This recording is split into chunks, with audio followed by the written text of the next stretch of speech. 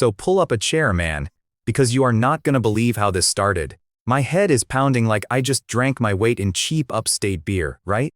I open my eyes, and I am in a friggin' train carriage.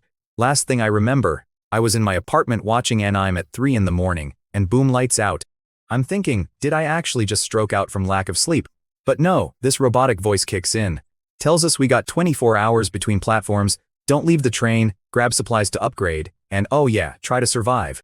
The first stop is in 1 hour. I pinch my cheek hard enough to leave a mark. Definitely not a dream. I look out the window, and it is just endless, dead wasteland out there. The only thing in this rusty metal box is this glowing oval screen at the front. It says Train Control System. I touch it, and it gives me a menu. Conductor info, train details, chatroom, and trading. Obviously, I hit the chatroom first.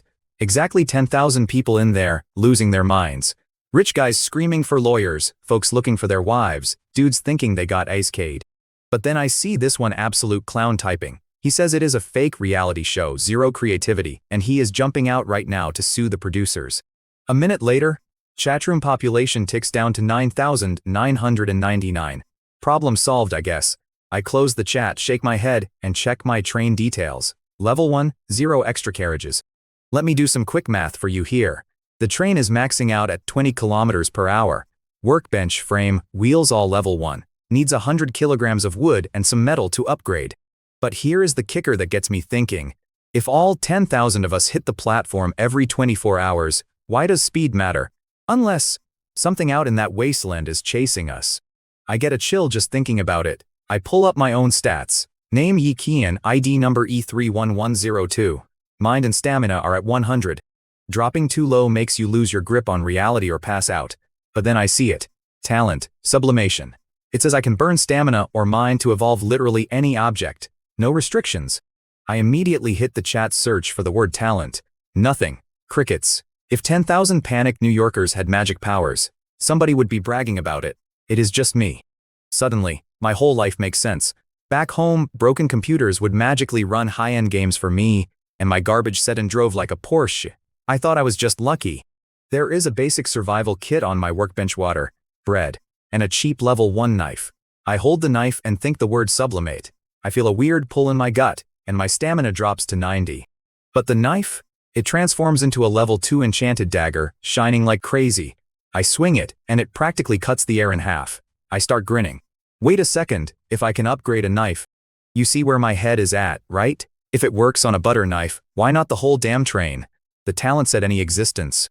I walk over to the control console, hands actually shaking a little, and press my palm against the glass. Sublimate. This time, it feels like I just sprinted up 5 flights of stairs. My stamina absolutely tanks from 90 down to 30. I hit the floor, gasping for air, but I am laughing my ass off. The system pings. Train upgrade complete. Level 2. Speed doubles to 40 kilometers per hour. Everything gets beefed up. Then I get this notification that I broke the world record for the fastest train upgrade, netting me a special module card. I realize I can keep upgrading this thing, but I am gonna need way more stamina first. A glowing menu pops right up in my face. Level 2 train upgrades. Option 1 is a carriage blueprint for 0 train coins. The rest, like water reservoirs and acceleration devices, cost up to 5 coins. Train coins. Man, my pockets were completely empty. I asked the air if I could rain check, and the system actually answers, saying I can hold them for 3 stops. I snagged the free carriage blueprint, but the requirements were a joke. 100 kilograms of wood, 150 of metal, 60 mechanical parts. Yeah, right. Sublimating it was definitely out of the question. Instead, I pulled out this special module card. The description gave me absolutely nothing. But you know me. I couldn't leave well enough alone. My brain immediately starts turning, wondering if I could sublimate this thing too. Even though I was beat from upgrading the train earlier, that bread and water bumped my stamina back up to 50. I figured, why not give it a shot? I stood there like an idiot and just thought the word, sublimate. Instantly, the card starts shooting out blue sparks like crazy. If you were standing outside, I bet the whole train looked like a comet. Then it stops, and man, my whole body just deflates. I checked my stats. Stamina dropped to 20. Spirit at 60 with a warning for mental fatigue. That stunt drained 70 points. A completely brutal tax. I didn't feel the mental fatigue yet, but my legs were pure lead. I prayed to every single god I could name, crossing my fingers, and activated the card. A crazy blue light swallowed me whole, and the control screen fired right up. The screen says I got an exclusive module called Fork in the Road of Fate. Basically, I'll always get a second choice. Before I could process that, the speakers kick on, saying I'm arriving at my first station. A whole hour had just vanished. Stick with me, because this is where it gets crazy. The new module kicks in, giving me a choice. Station 1 is a swampland. Station 2 is an armory. I didn't even hesitate. Straight for the armory. You know the saying, if your neighbor has food and you have a gun, you've got food. I needed a weapon right now more than anything. As soon as I locked it in, the engine let out this terrifying roar. The space outside the front window started twisting and warping, like a giant mouth swallowing us whole. The whistle blasts, the space distortion clears, and suddenly we're parked. The screen says I'm at the armory. I have 3 hours and there is zero danger. I grabbed my upgraded dagger, took a deep breath, and hit the door button. Outside, it was dead silent. Pitch black everywhere, except for this massive building shaped like a matchbox dead ahead. No sun, but somehow I could see everything perfectly. That space travel stuff is no joke. I walked up to the sealed door and wedged my dagger into the gap. The second it popped open, a wave of rotting garbage smell hit me right in the face. Inside were neat rows of wooden crates stewing in that stench. I busted off a rusted lock on the first one, and sitting right there were 2 bolt-action rifles. 40 rounds of ammo per crate. I opened a few more, grabbed what I could, and hauled it all back. After a few trips, the adrenaline wore off and I crashed. Stamina hit 15. I was physically wrecked, but mentally I felt surprisingly sharp. I took a breather, then went back in. In the back, I spotted sealed iron boxes on a collapsed shelf. I've seen enough military surplus videos to know what they were. My mouth literally watered. I pried a corner open, and stacked like gold bars were compressed biscuits. They smelled faintly of milk and soreness, but I didn't care if they were expired. I shoved one right in my mouth. Dry as dirt, but it was food. Found 4 boxes. 80 biscuits. That is 2 weeks of meals right there. I also dragged back some nasty smelling water barrels just in case. The place was a stinking mess, but I pulled 42 good rifles out of that dump, plus a bunch of scrap iron and wood to trade later. Look, picture this. I'm hauling another armload of supplies into the carriage, glancing at the system timer. 30 minutes left. I'm doing the math out loud one, maybe 2 more trips if I bust my tail. The train's getting cramped. I need to build a passenger car, but I'm totally out of metal. I head back to the arsenal, pushing into the deepest rooms. Crunch. I look down, and I just shattered a skeleton's shin bone. My bad, buddy. Didn't mean to disrespect the dead, but then I spot a pristine paper folder tucked under the bones. In this rotting dump, paper shouldn't survive. I hustle back to the train's scanner, and boom, it's a level 1 treasure chest. I thank my bony friend and suddenly wonder, wait, can I sublimate this thing? You know how a crazy idea gets stuck in your head? I check my stats. Stamina 30, Spirit 80. I figure it's a tiny folder, shouldn't cost much to upgrade. Plus, I've got biscuits, and in this weird survival game, snacking heals you. So I close my eyes and say the word, sublimate. Immediately, my numbers tank. Spirit drops below 50, and the system says I'm in a state of self-doubt. I flop onto the floor like a gasping fish, staring at the ceiling lamp. Took a while to sit up. Stamina 20, Spirit 50. Honestly, I didn't feel any crisis, just totally wiped out. The folder looked the same, but the scanner read level 2 treasure chest. It ate 40 points each. Can't push it higher, so I rub my hands together and pop it open. So picture this. I pop open this level 2 treasure chest and hit the jackpot. 4 train coins, a beautiful Colt 1911 pistol, and a blueprint for an external trash collector. I do the math and drop 3 coins on a water reservoir blueprint plus an extra hour of stop time. That leaves me with 1 single coin. Next, I check out the Colt. I load some low-grade bullets, aim at a crate outside, and fire. Boom. The crate just vaporizes into splinters. I am rubbing my aching thumb like, what the hell? The power is insane compared to the armory junk. I thought about sublimating it right then, but man, I was totally running on empty. My brain was absolute mush. I stashed the gun before I blew a finger off and checked the control system for my new blueprints instead. The reservoir keeps water fresh for 10 days, costing 10 kilos of metal and 20 mechanical parts. The garbage collector grabs station trash for 30 kilos of metal and 100 parts. I check my stash. I have 60 kilos of metal and 220 parts. I could build both now, but that delays my train car upgrade. I tell myself to chill out. With an hour left on the clock, I fire up the trading platform. The rules here are hilarious. Parked at a station. You cannot sell anything.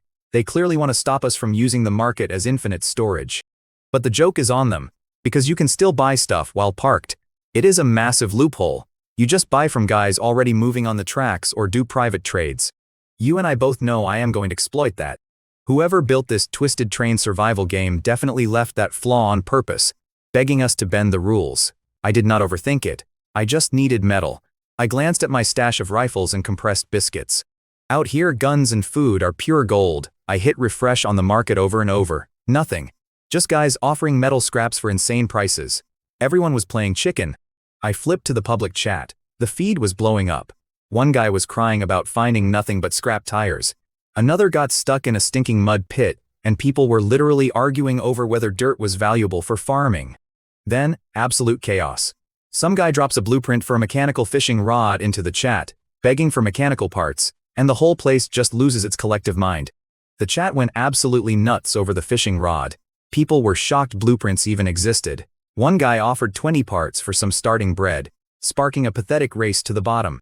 Guys were literally undercutting each other for half a loaf. Nobody found anything good at their first station. Then, some idiot slipped up and asked if anyone opened a treasure chest. The chat stopped dead. He tried to backtrack, but the moral brigade swarmed him, demanding answers and crying about unity. You could smell the desperation through the screen.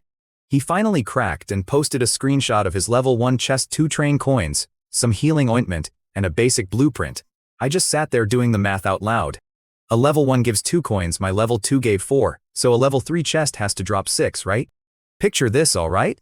The level 1 chests were pretty weak compared to the 2s, but medicine is basically gold out here. I'm scrolling the chat, and boom, this guy Li Xiaosheng pops up. He's trading metal, prioritizing weapons over food. That tells me he's surviving just fine. I shoot him a message and ask for 150 kilograms. The guy probably choked on his spit, because the chat goes completely dead. 150 is the exact amount to upgrade the train. He finally replies acting all tough, saying he won't give me much if I'm just trading that starter dagger. So, I just snap a photo of a rifle with the system camera. I tell him 1 gun and 20 rounds for his stash. The dude absolutely loses his mind. He starts whining that I'm robbing him, but we both know he's hooked. I'm just sitting there tossing a bullet in the air, grinning like an idiot. I mean, I'm the only guy on the server selling firearms right now, so I make the rules. I hit him with the hard sell. I tell him, look man, a gun is the difference between living and dying at the next stop. You want to bet your life on a dagger? He tries to haggle, begging me to drop it to 100 kilos. I'm just rubbing my chin, thinking this guy is desperate. So I hit him with a flat no. He tells me he needs to think about it. I type back, take your time buddy, I'm super busy anyway. I could almost hear his brain short-circuiting. He's probably thinking, what could I possibly be busy with? Everyone else had already left the first station. He had no idea I was literally still hanging out at the starting line, pooling my resources not just to upgrade the train, but to build an entire new carriage from scratch. The guy finally caves. He agrees but gets all chatty, asking if I'm upgrading or if I have a blueprint to mass-produce guns. He even brags he'll hit level 2 in 3 stops and offers to be my marketing guy. I'm just laughing reading this. 3 stops?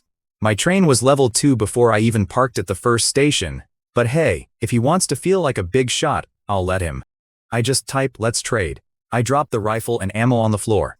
The system scans it with this weird glowing light, and poof, the gun vanishes. A massive stack of metal ingots drops in its place.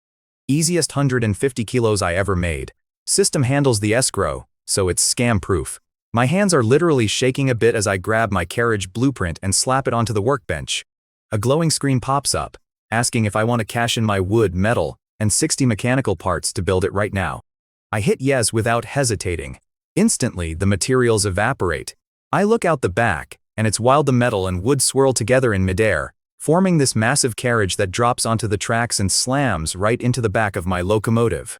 I walk back to check it out. You have to enter through the engine room, but man, it's huge inside. At least 30 feet long, it's got window frames but no glass yet. I'm feeling like a real train conductor now. I spend the next few minutes hauling all my junk into the new space. By the time I check my stats, I'm running on absolute fumes. My physical energy is totally bottomed out. I'm laying on the floor staring at the ceiling, feeling like I got hit by a truck. But before I collapsed, I forced myself to do 2 last supply runs to the armory.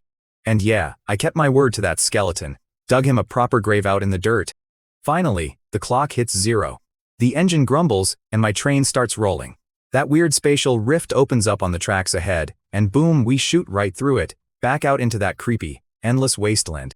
Right on cue, the system chimes in, announcing the safety period is officially over, and future stops won't be guaranteed safe zones.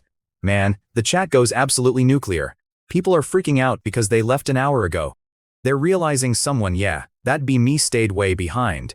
Guys are yelling about cheating, while others are whining they were too scared to even step off their trains. Meanwhile, the so-called big shot they're all crying about is just sitting on the floor of his brand new carriage, tallying up the haul. I'm looking at 49 rifles, over 1,000 rounds of ammo, and a solid 150 kilos of wood. Not a bad start, right? I had plenty of metal and parts, plus solid tools from the armory. Building the reservoir and garbage collector cost me 40 kilos of metal and 110 parts. Absolute chump change. I fired up the system and hit install. A massive water tank materialized inside the car. It had a sealed sewage section, so I dumped my dirty water in there. Next, I dropped my bait in the public chat, offering to trade firearms and food for resources and blueprints. I did not even watch the replies roll in. The feed was already exploding. People were begging for free guns, calling me a big shot, and offering wild favors just for a biscuit. I just laughed and checked the new garbage collector outside. It was just a heavy black metal box hanging off the train. I guess I will not find out if the thing actually works until we hit the next station. Finally checking the chat interface, I see my messages blowing up. You and I both know how people get. One guy begs for a gun, swearing to be my loyal underling. Another pulls the moral high ground act, demanding weapons to distribute to the needy. Yeah, right pal. I even see foreign names making me wonder if we're from the same earth. I block the freeloaders and focus on Shangguan Yingxiu. She offers 20 kilograms of lake water, no container. I message her back, raw lake water isn't tap water, she needs to do better. She asks my price. I tell her flat out, 100 kilograms. Water is life or death, sure, but boiling lake water is a massive hassle. She replies that it's too much and she needs to think. She finally caves. Agrees to the 100 kilograms but asks for bullets too. Now I'm doing the math. Where is this woman finding massive containers before the 3-hour timer is even up? Scavenging or blueprints like me? Whatever, I'm not turning it down. We finalize it and water pours into my tank. It looks clear, but I'm not stupid enough to chug unboiled lake water. She sends a friend request for future trades, and I accept it in a heartbeat. She gets straight to business, which I respect. Next, I sell off my low-tier rifles for fiber and glass to reinforce the carriage. Now I've got actual glass windows instead of drafty holes. The whole vibe in the train car is totally different. By the end of the rush, I'm sitting on 21 rifles, taking offers as they come. Letting those rifles go wasn't a loss. Once everyone upgrades their trains, better weapon blueprints are gonna drop. Hoarding low-tier junk is just bad business. I finally get some peace, cracking open a bottle of water and tearing into a loaf of bread, my first real meal in this nightmare. I curl up in a corner of the front cabin and let the rumble of the train knock me out, but the deep freeze of the night hits hard. I wake up shivering, neck totally stiff. I glance out the window at the endless wasteland, lit up by a massive, lonely moon. I check my system stats. Stamina 87, spirit 91. The clock reads 3:37 in the morning. I let out a heavy sigh and open the chat room. The text is still flying by in a blur. Nobody is sleeping out here. I pat the dust off my clothes and stand up. Guess I'm awake now. With my stamina back, it was time to upgrade. I grab my Colt M1911. Pitch black, real work of art. Next stop wasn't safe, so I needed firepower. I trigger sublimation, feeling 40 stamina points drain out of my chest. The gun morphs in my grip, getting thicker, covered in glowing patterns. It's a level 3 blacklight enchanted pistol now. I stack up scrap metal, drop 2 stamina points for an armor-piercing round, and squeeze. Boom. Blinding flash, ears ringing, clean hole straight through the steel. I'm grinning like an idiot. Damn, that is fierce. 2 points a shot? I love that math. I saw the prompt to upgrade it again, but the recoil already nearly snapped my wrist. One more level and I'd be shooting with a stump. Picture this, man. I looked at my stats and figured I had enough gas left in the tank for one last trick. I dragged myself to the first carriage, put my hand on the wall, and said, sublimate. I was bracing for it to wipe me out, but it only took 25 stamina. What I got was a level 2 warm train carriage, locked at a perfect 71 degrees. Finally, no more waking up freezing like a stray dog. I grabbed that thin blanket I bought earlier and threw it down. Let me tell you, burning your stamina is the absolute best cure for insomnia. I didn't bother upgrading the rest of my gear. I just crashed out hard. I slept like a rock, while everyone else out there was freezing half to death in that brutal wasteland wind, losing their minds and their stats. Woke up at 10:27 feeling like $1,000,000. I stretched my back, checked the time, and started doing the math out loud. The first stop hit at 1 in the afternoon yesterday, so today should be 1 o'clock too, right? But I leave an hour behind everyone else, so does my arrival get bumped back too? I walked back into the locomotive, and the cold hit me like a wall. My console was absolutely blowing up with messages. The broadcast had made it crystal clear the second stop was a danger zone, making my guns the hottest commodity in town. Then I saw a message from a guy named Lozao asking to trade a blueprint. A blueprint, that is basically a money printer if you have the materials. Nobody else was crazy enough to offer one, so I hit him back immediately. He replied in seconds, sending over a screenshot. I stared at the screen. A level 1 train seat blueprint. A chair. All that hype for a freaking chair? I stared at the screen, genuinely surprised. It wasn't exactly a gold mine, but it wasn't garbage either. Back home, a loaded rifle beats a wooden chair any day. But here, a cheap gun only loses value, while a blueprint lets me print chairs forever. The beauty of this setup was that I made the rules. I could extort 100 kilos of metal from someone, or just trade for some lumbar support. Honestly, I was sick of sitting on the floor. I played it cool, telling him we could deal, but I would only throw in 10 rounds of ammo. The guy completely lost his mind with joy. He sent back a frantic message thanking me, swearing he would have definitely died at the next stop without it. That word caught my eye. Definitely? Sure, the next stop was bad, a certain death. Did this guy have some kind of foresight talent? Whatever his deal was, I didn't care. I hit accept. Like I said, everybody has secrets, and I didn't care about his. The trade went through, and I fired up the fabrication table. A black chair popped out, and sitting down made me feel civilized again. You never appreciate a chair until you have lived on a metal floor. I got back to hustling my arms business, moving 15 more rifles and 300 rounds before the final hour hit. I shut up shop after that to save some firepower for myself. My stamina was at 98, so I grabbed a cheap marksman rifle and muttered, "Sublimate." The exhaustion hit, but it only drained 13 points. The gun shifted into this sick gilded color, upgrading to an exquisite marksman rifle. The damage output doubled. It wasn't quite my blacklight pistol, but it would easily get the job done. As the clock ticked down to the next stop, the vibe in the chat room got incredibly heavy. Barely anyone talked in the chat anymore. People were terrified. I checked my gear and waited for the 30-minute mark. Right on cue, the light screen popped up. Fate's Crossroads was back. It gave me two options: a goblin camp marked as a level 2 hunting platform, or the White Forest, a level 3 collection platform. You and I both know I love an upgrade, so seeing these details got me thinking. Upgrading my train must have unlocked higher tier stops. I figured a collection platform sounded way safer than hunting goblins, so I locked in the White Forest. The system confirmed it, and those last 5 minutes flew by. The train got swallowed up by that spatial warp again. When the light faded, I looked out the window. Everything outside was washed out. Just a massive, dead forest where every single tree and leaf was this eerie grayish white. The system flashed my time. 4 hours, followed by a tag saying low risk. I tucked my pistol into my waistband, slung the rifle over my shoulder, strapped on my pack, and stepped outside. The second my boots hit the dirt, the silence physically hit me. Every tree was that ghostly white. If you dropped a regular guy in here, they would lose their nerve immediately. It was so quiet I could hear my own heartbeat. That low-risk label meant this wasn't a free shopping spree, but I was ready. Nobody else in the chat had mentioned seeing risk labels, so this had to be my Crossroads talent at work. I followed a narrow dirt path into the creepy woods, keeping my gun raised the whole time. Thankfully, nothing jumped out at me. At the very end of the trail, the trees opened up to reveal branches absolutely loaded with strange, glowing white fruits. So I'm looking at these weird gray fruits, thinking, maybe this is the collection item? I slice one off with my dagger and sniff it. Man, this sweet, slightly bitter smell hits me. Next thing I know, I'm drooling. I get this insane urge to just unhinge my jaw and devour the thing. But right as I'm about to take a bite, my survival instincts kick in. I chuck the fruit like a live grenade, sweating bullets. I check my stats. Stamina 93, spirit 72. Dude, my spirit was full 2 seconds ago.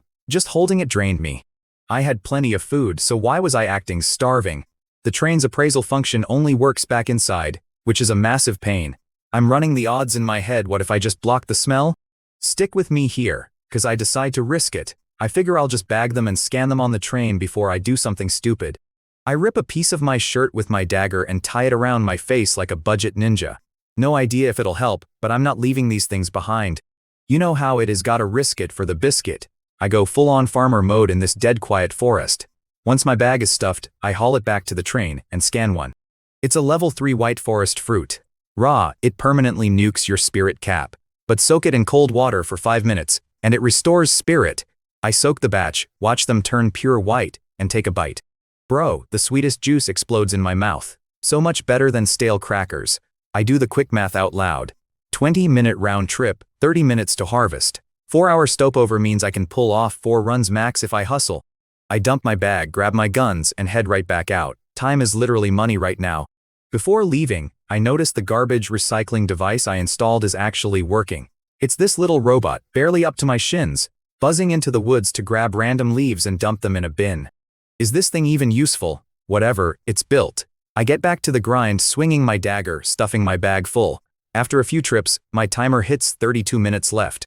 I tally it up over 100 pounds of fruit in 3 hours. Between that, my 79 stale biscuits, and 21 water bottles, I'm absolutely set. I decide not to push my luck with another run. Missing the train out of pure greed would be a pathetic way to die. I lean back, bite into a sweet fruit, and open the chat room. The survivor count hits me like a truck. 8,721 out of 10,000. Over 1,000 people are just gone, man. And this is only the second stop on this hellish ride. The survival numbers were dropping fast, and the chat showed exactly why. One guy drank raw lake water and was crying about his gut. Another got pierced by a wild bull and made a dramatic speech asking someone to watch his wife. Right, buddy, I am on it. Back home, a bad scratch means urgent care. Here, one wrong step and you are done. Stick with me here, because this is where my luck actually mattered. I had that fork of fate module to pick my stops, keeping me out of the meat grinder. As my countdown ticked down, my brain finally clicked. My garbage recycling robot. I had that little guy running in the first carriage for 4 straight hours. I figured he might have scooped up some scrap wood, but who knew what kind of junk he actually pulled in? I figured if that metal box scraped up 20 pounds of wood, I would call it a win, but I checked the pile and had to rub my eyes. Holy crap. Right there, sitting in the middle of all that trash, was a grayish-white wooden chest. A level 3 treasure chest. I avoided the deep woods because I was terrified of dying out there, so I wrote off finding chests entirely. And this clunky robot I was just mocking casually dragged one home. I patted its square head, acting like I always believed in it. If that thing had a face, it would have rolled its eyes at me. I slapped my hand on the lid. With my skill, a level 3 bumps to a level 4. Doing the math, that guarantees 8 train coins minimum, plus rare drops. Stamina 45, spirit 92. I grinned like an idiot. Time to sublimate this bad boy. My stamina was totally shot, and my spirit was running on fumes. I stared at this wooden box expecting some big magic show, but nope. The prompt read, level 4 treasure chest, openable. Stamina 20, spirit 62. My body felt like absolute garbage, but mentally, I was buzzing. I rubbed my hands together and popped that bad boy open. Boom. 8 train coins, a level 4 sentry device, a weird tree seed, some train paint, and a ceramic bulletproof vest. If the chat room saw this haul, they would completely lose their minds. But you know me, man, I always keep my mouth shut. Bragging just puts a massive target on your back out here. I wanted to upgrade the sentry tower, but I could not afford the cost. Still, the thing is wild. You slap it on the train roof, load it with guns, and it automatically blasts anything hostile within 300 feet. It even sees through invisibility. The sentry repairs with mechanical parts, which is a massive lifesaver. I hauled it up and slapped it right on top of the locomotive. A glowing red orb popped up, spinning around like a security camera on steroids. I kept my upgraded rifle and shoved my other 5 straight into the tower slots. Then I checked out that weird tree seed. It needed specific gray soil, took 30 days to grow, and chugged half a kilo of water every single day. That is a crazy water drain, but I could actually swing it. With 3 minutes left until departure, I scrambled to scoop up some of that gray dirt. I shut down my recycling station, gave my little robot buddy a pat on the dome, and dumped his gathered junk into the workbench. I scored 12 kilograms of wood. Surprisingly, even the random white leaves he found could be crafted into white paint. I realized everything here was obsessed with the color white. I promised to upgrade my robot later, and right on cue, the countdown hit 0. The train jerked forward. I watched that pale forest fade away until we burst back into the regular wasteland. I let out a massive stretch and opened the chat. My messages were flashing. You only get alerts from friends, and I only have one. Shangguan. Her message was short, "Do you still need water?" I typed back, asking what she wanted, warning her I was out of guns. 10 minutes went by with radio silence. I figured she bailed. Just as I went to close the screen, she finally replies. Get this. She says, "Sorry, I was just taking a shower." A shower? I stood there, slowly turning my head to stare at my sad little water tank. You have got to be kidding me. How much water does this woman have? I am calculating sips, and she is running a day spa. I texted back, asking what she wanted. She sent a massive list, 32 kilos of wood, 50 of metal, and 40 mechanical parts. I asked why she thought I had all that, and why I wouldn't upgrade my own train. She said she hated trading with crowds and did the math on my gun's sales, assuming I was hoarding materials. She was right, though I had sold way more guns than she thought. Still, trading heavy materials just for water? Not happening. My tank was fine, and worst case, I could boil my own water. It would taste like ash, but it beats dysentery. After a minute of silence, she sends a screenshot. A level 1 water purification device. It cleans 1 kilo of dirty water an hour. I literally rubbed my eyes. A purifier? That changes the game. Her showers suddenly made perfect sense. She must have found this purifier at the first station, recycling her own bath water. She had to possess the blueprint, otherwise she'd never trade the device away. I asked her, but she dodged the question, just asking if we had a deal. I reened in my shock. A blueprint is a gold mine, but you can't envy everyone's luck out here. I agreed. The purifier snapped perfectly between my train's sewage tank and clean water tank. Complete automation. I didn't hesitate to use my upgrade ability on it. A basic level 1 item barely touched my stamina. Boom. Level 2 deluxe purifier. It jumped to cleaning 3 kilos an hour, and it could even process saltwater now. I was grinning like an absolute idiot. On a whim, I shot Shangguan another message, asking her what actually happens when you finally upgrade your whole train. Look, you and I both know I had to find out what train upgrades other people were pulling. Shangguan Yingshu finally caves and sends me a screenshot. Level 2 options. A basic carriage blueprint for 0 coins, welding tools for 2, a wooden bed for 1, and an extra hour of stop time for 2 coins. I'm looking at this and realizing the carriage and stop time are fixed, but the rest is random. And honestly, her rolls were absolute garbage compared to mine. Then she asks if I have any train coins. 0, I tell her. So she pivots, asking if I want to buy water off her. Dude, absolutely not. She just started taking showers, and that purification device definitely recycles everything. I'd literally be paying for her bathwater. Hard pass. I knew she wanted my coins for her upgrades, but I was broke and still had an option of my own to buy. So here is the prize. I was eyeing a train burst acceleration device blueprint for 5 train coins. Most guys would need a few stations just to scrape that together, but I had enough capital to clear the board. I bought it, leaving me with 4 coins. The specs were nuts. It needed 50 kilograms of metal and 200 mechanical parts. It crafts bullets that triple your train speed for 10 minutes. Good thing I had plenty of compressed biscuits. I traded 7 of them to get the missing parts. Honestly, haggling is the absolute worst. Going back and forth over crumbs of food is a massive waste of time. I finally tossed all the parts into the processing table. The blueprint flashed this bright blue light, metal and gears violently fused together, and boom, this complicated, heavy mechanical beast was sitting right in front of me. I checked the specs. It goes right next to the main control system. Then I see the fine print. An acceleration bullet costs 1 kilogram of metal, 20 parts, and 1 train coin. Train coins again. I was getting completely robbed. I figured I should sublimate it first. With my stamina at 55 and spirit at 70, I burned 30 and 40 respectively. The machine morphed into a red triple-speed train acceleration device. It bumped the daily limit up to 5 uses, but the speed boost stayed the same. I hauled it over to the console, a silver light flashed, and an ammo slot opened up. Groaning, I spent 2 of my precious coins to craft a pair of bullets. They popped out shining silver and thick as a baby's arm. I pocketed my last 2 coins. I really wanted to test fire 1, but there was no way I was wasting that kind of cash just for a quick joyride. I wasn't rich enough for that stunt. Time for bed. I laid there wondering, wasn't low spirit supposed to give you brutal side effects? I hadn't felt a thing. Anyway, I wake up the next morning feeling like $1,000,000. Stamina and spirit, fully maxed at 100. I wash my face and stroll to the back of the train. I dig up that seed, blast it with 70 stamina, and boom, it becomes a blessed white senfruit tree seed. Breaks soil in 3 days, grows for 3, matures in 3, and spits out 1 magic fruit every day. I bury it again and give it some water. Heading up front for breakfast, I spot that busted little robot I picked up earlier. looking like an oversized metal matchbox. Right, I promised to upgrade this guy.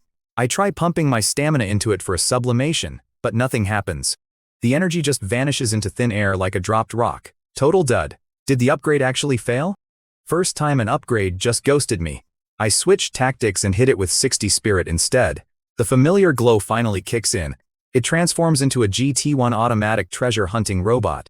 It hops off at stations to hunt down treasure chests, but naturally, every single run costs 1 train coin. A pair of camera eyes pop out of its metal body, spin around, and lock onto my face. The system asks for a name. I look at those goofy lenses and immediately think of that old movie. Wall-E, I tell it. The little guy enters sleep mode, immediately demanding a coin to wake up next time. I groaned out loud. Coins for bullets, coins for Wall-E, coins for train upgrades. I was going to bleed cash at this rate. But then a sudden realization hits me. Wait a second right now. None of the other conductors out there actually know what these coins are worth yet, do they? I bolted back to the front cabin, pulled up the control system, and searched the chat. Sure enough, complete cluelessness. Guys were asking if the coins were just local currency, while others were just whining about starving. You and I both know how valuable these coins are, but to them, just useless metal. So, I set a trap on the trading platform, 1 compressed biscuit and 1 water for a single train coin. If someone bites, I make a killing. By 12:30 p.m., the train hits a fork in the tracks. Fate's crossroads triggers. Station 1 is Doomsday Town, a quest station. Station 2 is Goblin Village, a hunt station. A quest station was a brand new type. Honestly, fighting a bunch of filthy goblins sounded miserable. Doomsday Town felt way more my speed. I locked in my choice and grabbed the rail. Next stop, Doomsday Town. Let's see what kind of mess we're walking into today.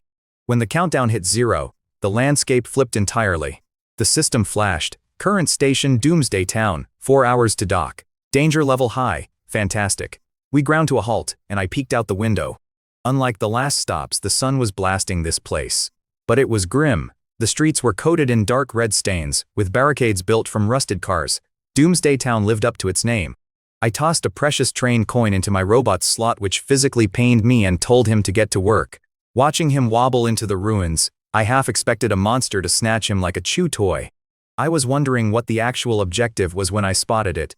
Slumped on the street was a corpse clutching a backpack. A piece of parchment was sticking out, flapping in the wind. It had writing on it, but it was just out of focus from the train window. I stood at the door for a final gear check. Rifle, blacklight pistol, dagger, and my upgraded bulletproof vest. Fully strapped, I stepped out and locked the door behind me so my ride stayed secure. A wave of scorching heat slapped me instantly. The air smelled like rotten salted fish mixed with decade-old bread. Disgusting. I walked over to a corpse in the dirt and used my rifle barrel to flip open his backpack. He had a note claiming he was a great courier for Orun Corporation. Great, buddy, you are dead. His letter sarcastically asked whoever found him to deliver his pack to a silverware shop in town for a reward. Curious, I poked the bag wide open. Inside, perfectly preserved in a clear box, was an actual cake. And written in red jam right on the frosting were 4 little words. Picture this, man. I'm in a ghost town, digging through a rotting courier's backpack. The guy's been dead forever, but the birthday cake he was carrying, somehow still good. I find a heavy metal badge and a map pointing to a red dot. I pack up the cake and walk past bleached bones on the street, then I spot a hyena eating a corpse. Except, it turns around and its skull is half gone. A freaking zombie dog. It howls and charges right at me. I panic, yank out my pistol, and just start blasting. I'm no marksman, only hit it once out of 5 shots, but the bullet turns the mutt into pulp. Problem is, those gunshots were loud enough to wake up the whole zip code. I had to haul ass out of there before the rest of the undead neighborhood showed up for a snack. Luckily, these monsters aren't exactly rocket scientists. I took a few detours and hit the red dot, a dusty silverware shop. Weirdly, no monsters in sight. I'm staring at the locked shutter, wondering if the owner is Zombie Chow, when it suddenly slides up an inch. I snap my rifle to the gap. A raspy voice yells out not to shoot. I flash the dead guy's badge, claiming I'm a Orun Corporation courier. You gotta fake it till you make it out here, right? The shutter rolls up, showing this scruffy dude who invites me in. Yeah, not happening. I keep my gun locked on his head, pull out the cake, and demand payment. He just stares at it, muttering how it's a shame it didn't arrive sooner. He ducks away, then slides a box under the door. I look inside and almost laugh. 3 train coins. The exact currency I already use. What are the odds? I'm doing the math in my head. Air train coins, the universal dollar here. Before I grab them, The guy's hand shoots out and grabs my gun barrel. I don't think. I just squeeze the trigger. He roars, a severed hand flies off, and he smashes the shutter open. Now I see him clearly. He's bloated like a tick, a literal monster still wearing a human face. He screams that I was too late, that his kid just wanted a cake, and then he charges. I take a breath and dump 3 rounds into him. You can't miss a target that huge. But the bullets just bounce off his thick hide. Next thing I know, his fist slams into my ribs like a truck, launching me backward. If I wasn't wearing a heavy-duty vest, I'd be dead on the spot. He rushes me again, yelling that my bullets are completely useless. My response? I just kept pulling the damn trigger. Why don't you look down, buddy? I laughed, clutching my ribs. The monster looked down to find his chest shredded like Swiss cheese. See, my pistol burns my stamina to shoot armor-piercing rounds. I pressed the barrel to his head and ended it. Grabbing the cake and my coins, I checked the shop. Packed with silver bolts and crucifixes. Then I found his diary. The guy had ordered the cake thinking it was magic food to cure his sick kid. By March 11th, his daughter passed away, never knowing what sweet tasted like. He buried her out back so she wouldn't turn. But the grief totally shattered his mind. The last pages were crazy ramblings covered in blood. That's when he turned into the bloated freak I just put down. The poor bastard really never stood a chance. You and I both know this world doesn't do happy endings. I walked out back, found the little tombstone, and set the cake in front of it. Mission accomplished, I guess. But something really messed with my head. The diary mentioned a broken train carriage. Was another conductor here before me? Did they die in this hellhole? It makes you wonder if we're actually the first survivors. I shook it off, grabbed a heavy crossbow and a bunch of silver bolts, and headed out. The return trip was a total nightmare, man. There were way more monsters than I thought. Zombie dogs, zombie cats, even zombie chickens. Yeah, you heard me right. But strangely, not a single human zombie anywhere. If I hadn't scored that extra hour from my upgrade, I would have been undead bird food for sure. Wally was still out scavenging, but I wasn't sweating it. I had time to sift through the loot. I pulled 10 solid kilograms of recycled mithril. Back in New York, that haul would have me retiring upstate. I also scored level 2 mithril bolts and a ritual sword. But let us be real, I can barely aim a pistol, so a crossbow is asking for disaster. And fighting bloodsuckers up close? Hard pass. I took the third item, a mithril crucifix, dumped 55 stamina into it, and leveled it up to 3. Now it blasts holy light at demons. I hung it on the train, ate some fruit, and checked the trading board. Someone actually bought my junk. I jingled the new train coins in my hand and opened the global chat. 7,825 survivors left. Man, another 1,000 poor bastards just bought the farm. The ones who made it still had to worry about starving. Food, water, medicine, only a handful of guys had that stuff. And upgrading a train. Forget about it. I started scrolling the chat. One guy was crying about a spider cave. Another dude was bragging about smoking wild dogs with a gun he bought from me. Then some clown pipes up, calling me a fool and hyping up this guy Li Xiaosheng. Speak of the devil, Li drops a massive message. He actually upgraded to a level 2 train. The guy was flexing his stats and offering water to anyone who joined his alliance with a train coin. The chat went absolutely nuts. People were begging for their coins back from merchants. I honestly could not care less about his little club. My eyes were glued to his screenshot of the upgrade choices.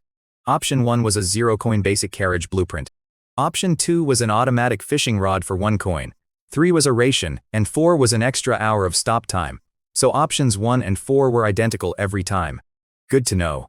I did the math out loud. That fishing rod was a lucky pull. I could always buy one later if I saw a lake coming up. It was finally time for me to upgrade. I was completely broke after building my thrusters and waking up Wally, but now I was sitting on 4 shiny train coins. I was just about to hit the button when I heard treads clanking. Here comes Wally, wobbling into the recycler with a bloody candy box. He was chewed up bad with deep bite marks. I looked past him, and my stomach just dropped. A massive pack of zombie dogs and a few of those creepy old man monsters from the silver shop were limping right toward the train. I shook my head and tapped Wally on his metal dome. You stupid little toaster, you led them right to our doorstep. He just silently held up the bloody candy box. Fine, you did good. It was a level 2 treasure chest. Listen, you and I both know you do not survive here without heavy firepower. My train was rocking a level 4 defense system. The second those freaks crossed the 100-meter mark, the watchtower lit up like Times Square. Red targeting circles dropped, and the mounted guns rolled out from the shadows. 10 seconds later, the dogs were nothing but pavement stains. I munched on a mulberry, checking the timer. 8 minutes left. That gunfire was loud. Sure enough, every freak in town started flooding toward us, but the automated guns just kept popping their skulls with a single shot. The bigger guys were tougher, dropping after 3 rounds. Honestly, the turret was a way better shot than me. The clock hit 1 second. As the horde rushed us, the engines roared and we punched through the void. That busted Doomsday town vanished, replaced by the endless wilderness. Then the system chime rang out. The broadcast announced that the newbie protection period was dead. Trading was open everywhere, but here was the kicker: survival mode was activated. It warned us about nighttime dangers, and said if your train dropped below 30 kilometers an hour, you were totally screwed. The chat melted down instantly. Guys were screaming about monsters in the dark. One dude was having a total breakdown because he just traded all his scrap for a single sandwich. He was begging for his life. Welcome to the real game, buddy. Look, picture this. I'm staring at the chat, and guys are crying, "Brother Lee, save me, man. I joined your alliance." Absolute idiots. I knew this world wouldn't let us off easy. I haven't sold a single piece of scrap I scooped up over the last 3 stops. But instead of that garbage, I'm looking at my own screen. Kill rating A. 11 mutant zombies dead, 28 undead dogs and cats flatlined. I even unlocked a hidden quest called Town Liberator. The reward: a carriage exchange voucher. I patted Wall-E on his dusty metal head. Told him thanks, buddy. Couldn't have done it without you. A new carriage sounded deadass amazing. I gripped the ticket, used my power, and elevated it. Boom. Special level 2 voucher. I burned the voucher right there. Got a level 2 storage carriage. 48 units, no stacking limits, just no living things allowed.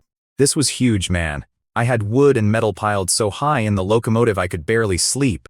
I marched to the back, watched the new car drop onto the tracks, and stepped inside. Empty cells everywhere. But you know me, I can never leave well enough alone. I hit elevate again. My stamina dropped to 30. Spirit tank to 55. I was dead on my feet, completely drained, but my eyes were wide open. Level 3 bumped it to 51 slots, gave me 0 item decay, and get this. I can access 3 of those units from literally anywhere. Bro, that is basically a portable pocket dimension. I could not wait to stash those white forest fruits.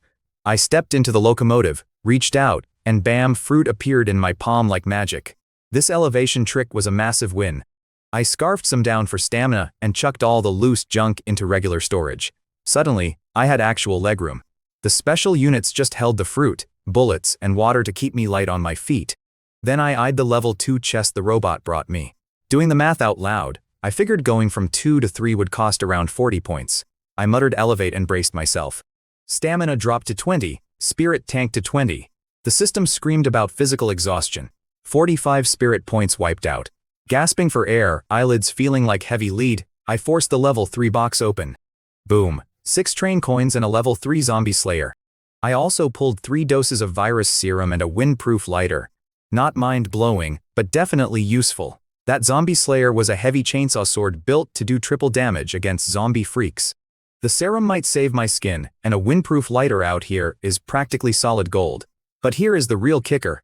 I scored 6 more train coins, bringing my total to 10.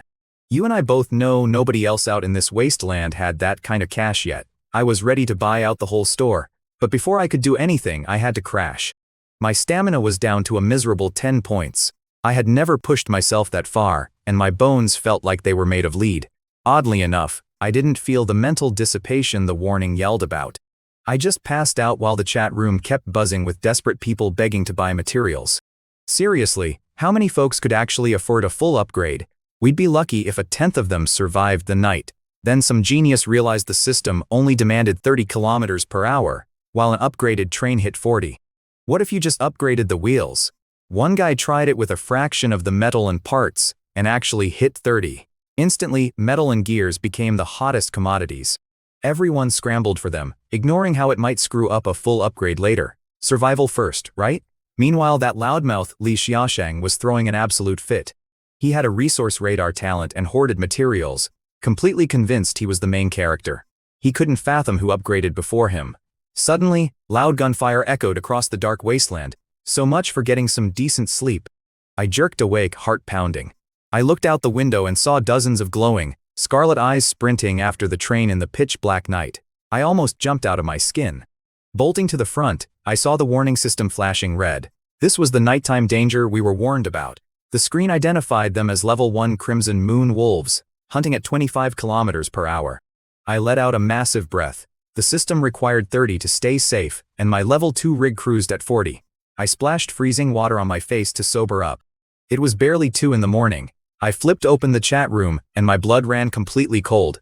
The survivor count read 4,130. Hang on. There were almost 8,000 alive just a few hours ago. Over 4,000 people got slaughtered while I was taking a nap. The night out here was a literal meat grinder. If your train couldn't hit 30 kilometers per hour, those wolves would turn you into a midnight snack. Hiding inside just wasn't an option anymore. You had to step out and upgrade. I took a breath when a private message popped up from Shangguan Yingxiu. She wanted bullets, but I had to shoot her down. My warning system was eating my ammo way too fast. That last station alone cost me 70 rounds, leaving me with barely 300. She bluntly asked if I had a bullet blueprint. I told her I definitely wished I did.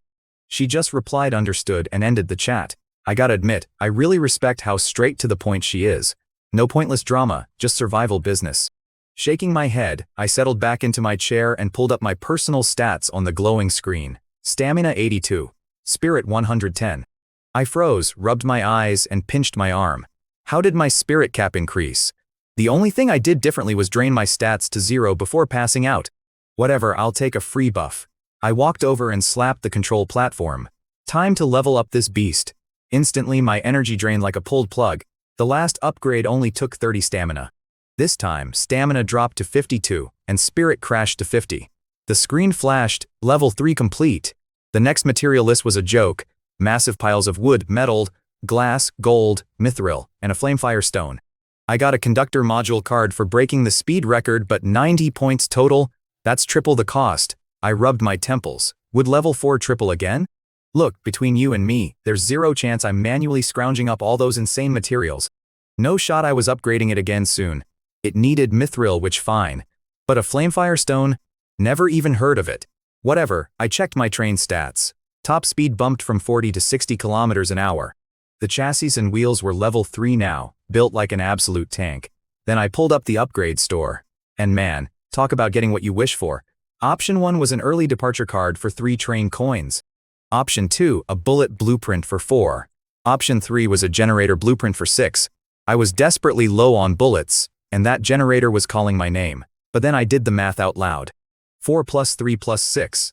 I only had 10 train coins total. I thought I was rolling in cash, but I couldn't even afford to buy the 3 things I actually needed. I had to make a tough call. That early departure card lets you leave an hour early if things go sideways. A literal lifesaver. So I slapped down 8 train coins for the departure card, the bullets, and the extra docking time. The generator had to wait. The bullet blueprint wasn't bad, needing 3 kilograms of metal and 500 grams of gunpowder for 100 rounds. But where the hell do I find gunpowder out here? The market had scraps, not enough. Stick with me here, because this is where it gets good. I took that early departure module and elevated it. My stats took a hit, but it evolved into a VIP card. Now, once the countdown hits 3 hours, I can punch the gas and bail anytime. Add that to the special module card I earned earlier, and we were rolling. Red? Check this out, man. Unlike the regular module cards, this train conductor card was the color of literal blood. It didn't even have a train on it, just this messed up, abstract eyeball staring back at me. I wanted to activate it, but I just couldn't. My stamina and spirit are completely cooked, I muttered. You ever been so tired your bones hurt? That's my entire life in this world. I hit the freezing metal floor and passed out cold, clutching that creepy card. Meanwhile, nobody else was sleeping. The chat was a total nightmare factory. People were screaming about monsters chasing them in the dark, crying about the 30 kilometers an hour safe speed being a lie. One dude even thanked me for selling him a gun, but he only had 3 bullets left. Everyone was just dreading the 4th station tomorrow. Things never go the way you want them to hear. At exactly 6:30 in the morning, that creepy gentle broadcast voice chimed in. 3,825 people survived, but here is the kicker. The second nighttime survival hits in 3 days, and if your train isn't moving at 40 kilometers an hour, you are dead meat. The chat absolutely lost its mind. People were freaking out, saying it was impossible to gather wood or parts in 3 stations. Then the begging started. Everyone started crying to this guy Li Xiaosheng, calling him Brother Li, offering train coins if he saved them. I can just picture Li sitting there, smirking like a total jerk.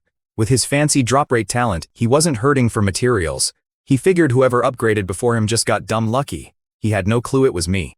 Lai plays the hero in the chat, telling his little alliance not to panic. Then it hits him, what about that guy who sold the guns? Did he upgrade first?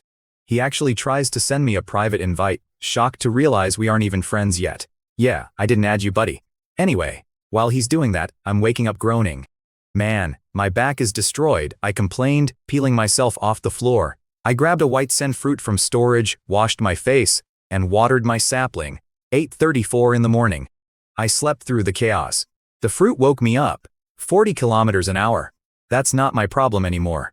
But when I popped the window open, a freezing wind smacked me right in the face. What the hell? Why is it so cold? The past few days had been nothing but blazing sun, but today was totally different. Today, the sun was choked out by thick, dark clouds. It felt like the whole sky was going to collapse on us. But I shook it off and looked at the train conductor module card in my right hand. Last night I was too wrecked to use it. My stamina was at 82 and my spirit was sitting at 110. Stamina isn't full, but spirit should do the trick, I figured. I triggered my talent, watching invisible energy wrap around the red card. Sublimate, I whispered. I felt this crazy draining sensation in my chest. Boom, sublimation complete. It turned into an advanced module card. My spirit dropped to 80, but I unlocked a skill called Gunfire Judgment. It gave me insane firearm proficiency and a damage boost based on a target's sin. I pulled my blacklight pistol, and honestly, I felt like an absolute hitman.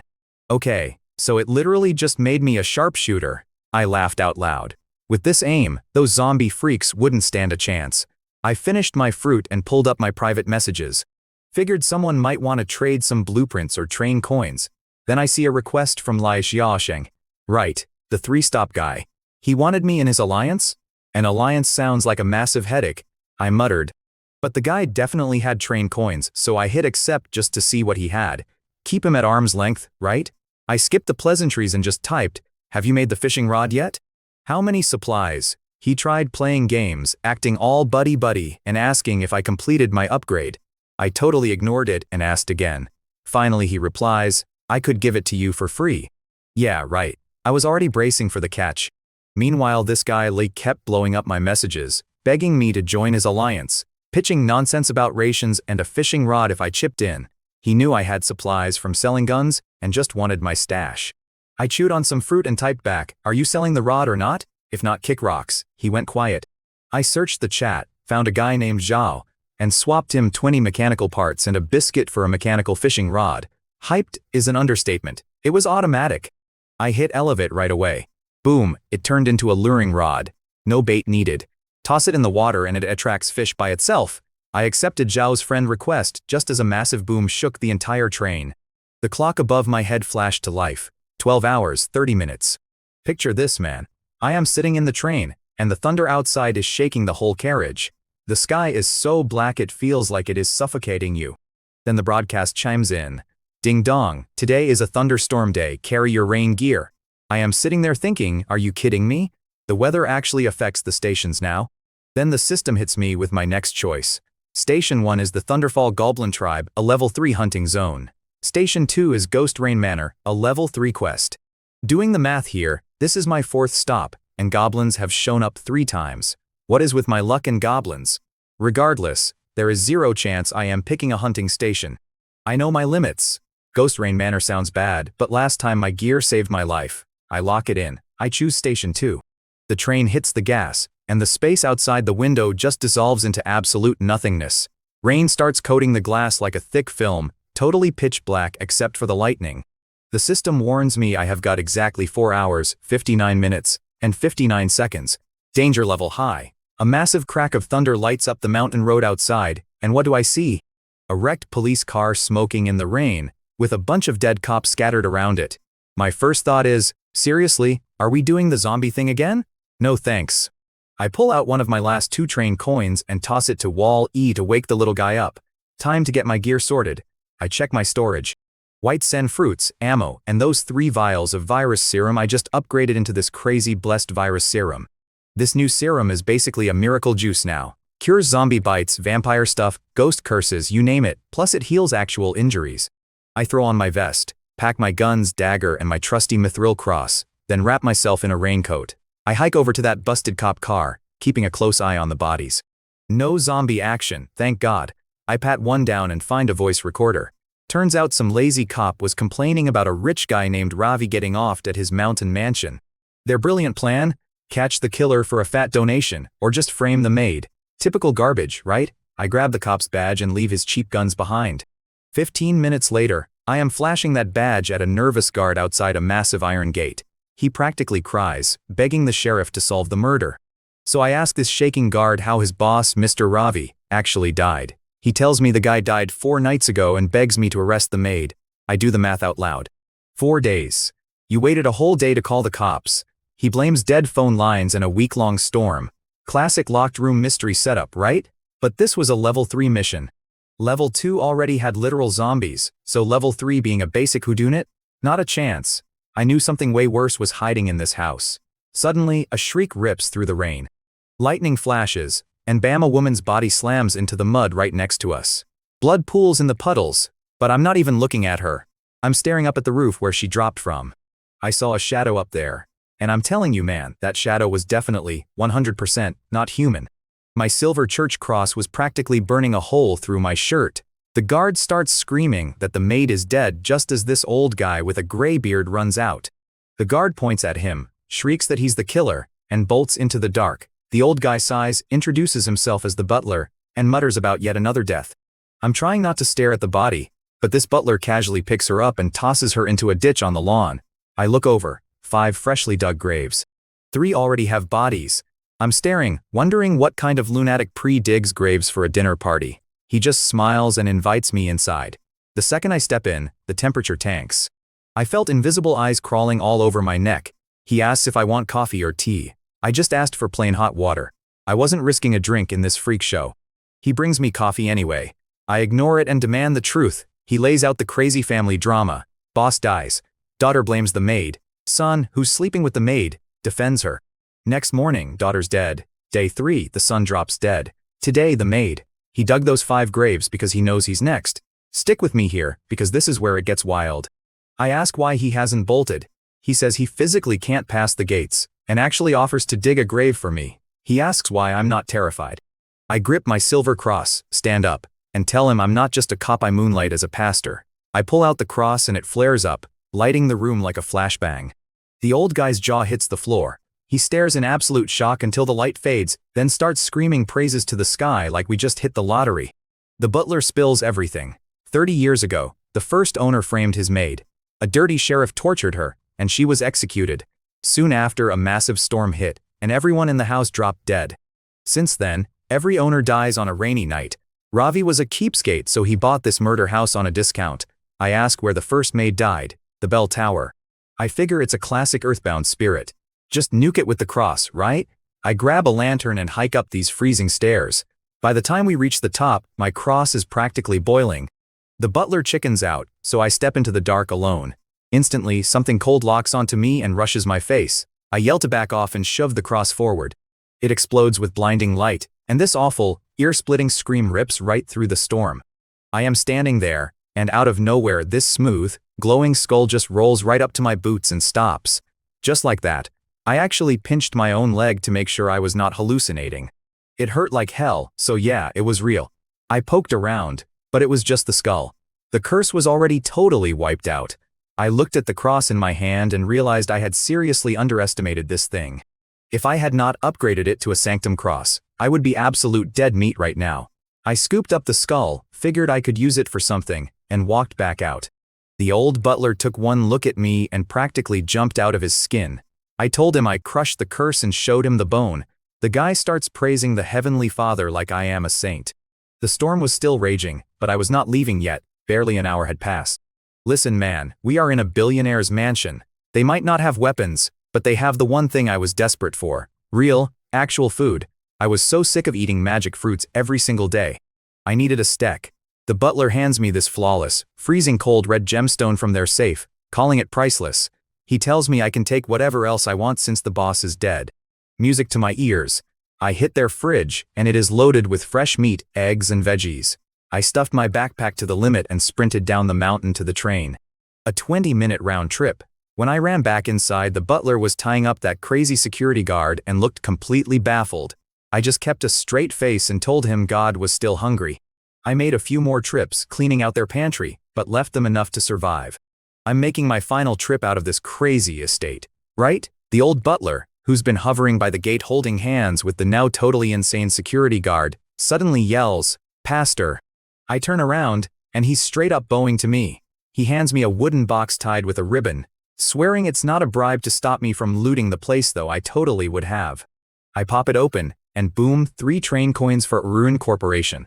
The butler says his dead master hoarded them, and you can buy literally anything from Aryun with them. Wait, Ruin Corp? The same crew from Doomsday Town? My brain starts doing the math on how massive this outfit must be, but I got zero solid intel. I just head back to my train, ditch my raincoat, and stare at my giant pile of stolen food. Screw the conspiracy theories, man. I'm just trying to stay breathing. I stash my loot in the storage unit so it doesn't rot, then fire up a grill right inside the train. I toss on this massive steak, my first actual hot meal since getting dragged into this nightmare. While that sizzles, I check my gear. Got this level 3 purified object to repel ghosts, and a level 1 ruby. I toss the ruby aside, like who's paying train coins for a shiny rock out here? Then I look at this creepy skull I found. I crunch the numbers, stamina drops from 56 to 49, spirit tanks to 50. Boom. The skull morphs into a glowing jade stone. It's a level 4 earthbound stone now. This bad boy blocks low-level ghosts and eats negative curses outright. And the best part, I know for a fact I can upgrade it again later. 42 minutes left on the clock until we roll out of this dump. So I'm sitting there, tearing into this steak like a savage, when I hear scraping from the collection station. I look over and it's Wall-E. The little guy just crawled up with this blood-soaked gift box in his robot arms. A level 3 treasure chest. I tell him he's a good boy and promise him premium oil later, though he just powers down into sleep mode. Now that I have the chest, there's zero reason to stick around. I hit the button and we are out of here. The train lurches forward, blasting through the void into the endless wilderness. Then the broadcast hits. Station 4 is cleared, chat is back online, but my newcomer blessing is gone. Oh, and get this, monsters are gonna attack during the day now too. The chat room instantly loses its collective mind, screaming about how the world is just trying to torture us to death. Can't say they're wrong. You gotta love the chat room. Half of them are calling bull on anyone having a level 3 train already, doing the math and saying it's impossible. The other half are trying to trade roasted bug meat for bullets, swearing it tastes just like beef. Yeah, right, buddy. The death toll flashes up. 3,455 out of 10,000 are still breathing. Fewer people died this round, but the chat is moving way slower now. Everyone's just too exhausted to even complain. I ignore the noise, totally focused on the chest. Let's do some math. Stamina drops from 63 to 33, spirit to 45. I sublimate that sucker right into a level 4 chest. I stuff another piece of steak in my mouth, wipe the grease off my hands and pop the lock. Last time I got a sweet watchtower. This time, 8 train coins. Honestly, I'll take it. I ripped open the loot and pulled 3 level 4 items. Way better luck than my last run. First up, the Watcher blueprint. Needs 100 kilos of metal and 30 electronic components to build a train security alarm. Awesome, except my electronics inventory is a big fat 0. Then I find this safety wristband.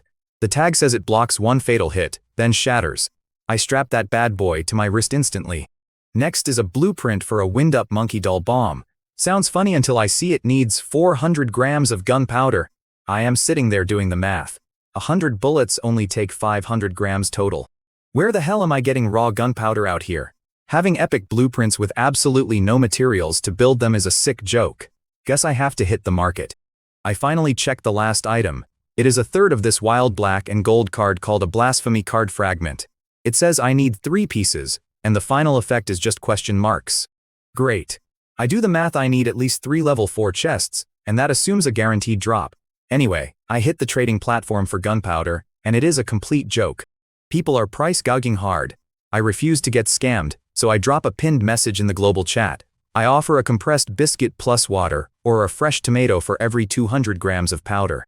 I also post an offer for electronic components. I had to add the biscuit because folks aren't desperate for water lately. There is a girl selling so much water on there, I am half convinced it is her leftover bathwater. I might hate those dry military biscuits, but to a starving guy, pure gold. You and I both know a bottle of water and a biscuit keeps you sane out here. And the tomatoes. I dragged 3 whole crates from that castle. Scurvy killed sailors, and this train is basically the same thing. The global chat completely blew up. Guys were freaking out that I wasted a train coin to pin a message. Then they noticed the tomatoes and lost their minds. Sure enough, people had gunpowder. Within minutes, my 10 trades were locked, and I was staring at 2 kilos of fresh powder. I grabbed a chunk, mixed it with metal, and crafted 100 level 3 bullets. They felt heavy in my palm. I loaded my pistol and fired a test shot at some scrap metal. My old rounds used to just punch a clean hole. This new level 3 bullet, it blew the entire metal stack to pieces. Damn, how many times stronger is this stuff now? Absolute beast. I was stepping back, looking at my handiwork, and man, I was hyped.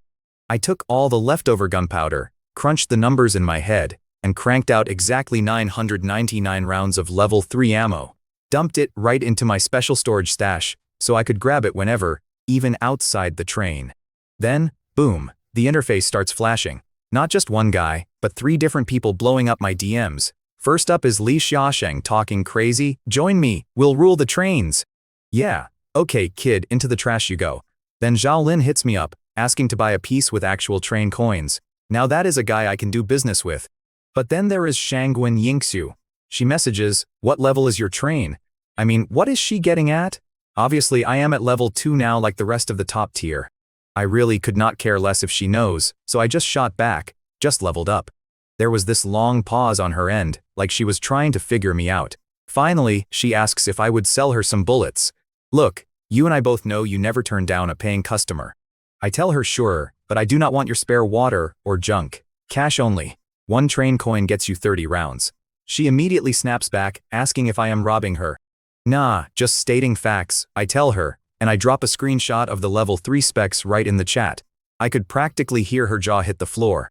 She starts trying to lowball me 50 rounds for a coin. Come on, lady, do the math. I hit her with the classic middle ground hustle. 40 rounds, take it or leave it. It is New York haggling 101. You give them a middle number, they take it. She practically threw her only 3 train coins at me, probably groaning the whole time. She says she needs a gun too. I was not about to hand one out for charity. I link her this slick exquisite marksman rifle level 2. I tell her, 2 coins and I will toss in 10 extra bullets. That makes 50 total. I am practically giving it away, right? She caves and agrees. Before we finish, I tell her to craft me a wooden bed with my materials. She sends it over with a heavy sigh. Honestly, getting a real bed to sleep on was the best part. I was sitting on 14 coins now. The rifle was useless to me anyway, since my gun module makes my pistol shoot like a sniper. Next, I flipped my old scrub tier rifles to Zhao for 2 more coins, swapped 100 cheap bullets for some fresh fish, and boom 16 train coins in the bank. I took that cash, bought some electronics off the market, and slapped a brand new watcher module right into the 3rd car. Just like my warning system, the watcher was locked out of upgrades until I hit level 4. Annoying, but whatever. I finally dropped 6 of my hard-earned coins on that level 3 generator blueprint I had been eyeballing. 50 mechanical parts, 40 kilos of metal chump change. I hammered the thing together, but the base model ran on diesel. Do you know how hard it is to find fuel out here? Forget that. I slapped my hand on the casing and pushed an upgrade through. Bam, level 3 enchanted omnivore generator. Now it ran on literal garbage. I tossed a block of scrap wood into the hopper, and the battery meter started climbing. I strung up some light bulbs through the cars, and man, having real lights felt amazing. Night 4 in this crazy world, and I was finally laying on a real mattress, listening to the rain fade out. No monsters, just peace. The storm blew over while I was out cold. Next morning, this blinding sunlight smacked me right in the face. I rolled out of bed, grabbed a white sen fruit for breakfast, and dragged myself toward the front of the train. But the second I stepped into the conductor cabin, this massive wall of heat just punched me in the throat. I was wide awake then. The speakers chimed in, "Hot wind day, watch out for heat stroke." I sprinted back to the air-conditioned carriage just to splash some water on my face, but my control panels are stuck in the front cabin, so I had to go back into the oven. I popped open the global chat, and it was absolute chaos. Turns out everyone else had been roasting since dawn while I was catching zeras. They were trapped inside giant metal train cars baking in the sun, begging for water and crying about their stamina dropping like a rock. I chugged a whole bottle of water, wiped the sweat off my head, and pulled up my own stat sheet to see the damage. I checked my stats. Stamina 98, but my spirit was a solid 110. It wasn't dropping like everyone complained about. Did eating those weird fruits glitch my system? Boom! A gunshot shatters my focus. I spin around and my warning turret is firing. Outside, a pack of starved jackals is hauling ass, chasing my train. Since I upgraded to level 3, they couldn't catch me. The terrifying part? No system warning. They just spawned and started hunting. Absolute bad luck on my end. My chat pings, it is Zhao Lin, the girl who built that fishing rod. She asks if I have monsters outside too. I glance back at the jackals fading in the dust and ask what she saw. She says she barely outrun a flock of psycho birds smashing into her glass. Completely different monsters, just my luck. Alright, pull up a chair and let me tell you how this whole mess started. I get this message from Zhao Lin, asking if she can buy train upgrade materials with freaking fish meat. Everybody is scrambling because we only have 2 days until the next night survival, and train speed is literally life or death. Then she hits me with her sob story. Turns out she has this crazy talent called luck conservation. Good luck follows bad, bad follows good. She just had an insanely lucky run at a fish pond, catching 100 fish in a level 1 chest without even trying. But that means her next stop is guaranteed bad luck, so she is terrified she's going to die if she does not upgrade her train right this second. Honestly, I took one look at her message and just shot her down cold. I had plenty of food, and her low-tier stuff was totally useless to me at that point. So I tell her I am not interested, and man, she absolutely panics like her lifeline just snapped. She starts begging, saying I am the only guy she knows with spare materials, and she spills her entire talent secret to prove she is desperate. Looking at her screenshots, I am thinking, what a bizarre talent to be stuck with. My sublimation ability is 1,000,000 times better. Still, I figure out what she needs. 38 kilograms of wood, 22 of metal, and 14 mechanical parts. I tell her I want the stuff from her treasure chest and 10 fish for it. I was the first guy out here trading guns for materials, so I had the stash. I am no charity case though. I just figured keeping a girl with a weird luck talent alive might pay off later. The trade goes through, and boom, 10 fish and 3 items pop up. Level 1 waterproof boots, tough fishing line, and plant nutrient solution. That nutrient solution was exactly what I needed. My white forest tree still needed 9 long days to bear fruit. So, I do my thing and sublimate it. My stamina drops from 95 down to 85, and it becomes a high-efficiency plant nutrient solution. Still not maxed out, so I hit it again. Stamina drops to 65, and it turns into a blessed plant elixir. Potential totally exhausted. I rush over to the temperature-controlled carriage and dump the whole bottle into the wooden planter box.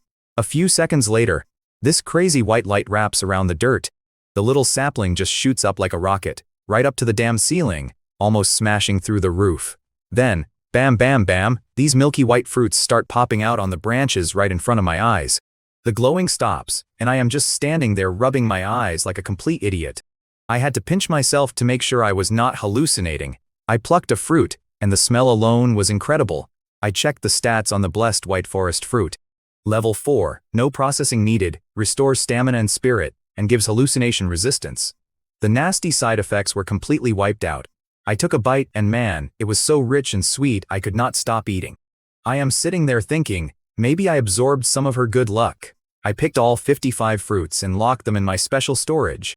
After that, I am just chilling in my 22-degree carriage, eating barbecue and drinking beer while everyone else is roasting to death outside. Only thing missing was a fridge. Anyway, 30 minutes before the 5th station, my screen lights up with Fate's Crossroads. Platform 1 is a level 4 slaughter station. Platform 2 is a level 4 quest station. Both options were level 4. Seriously, I started wondering if I had somehow caught that girl's bad luck instead.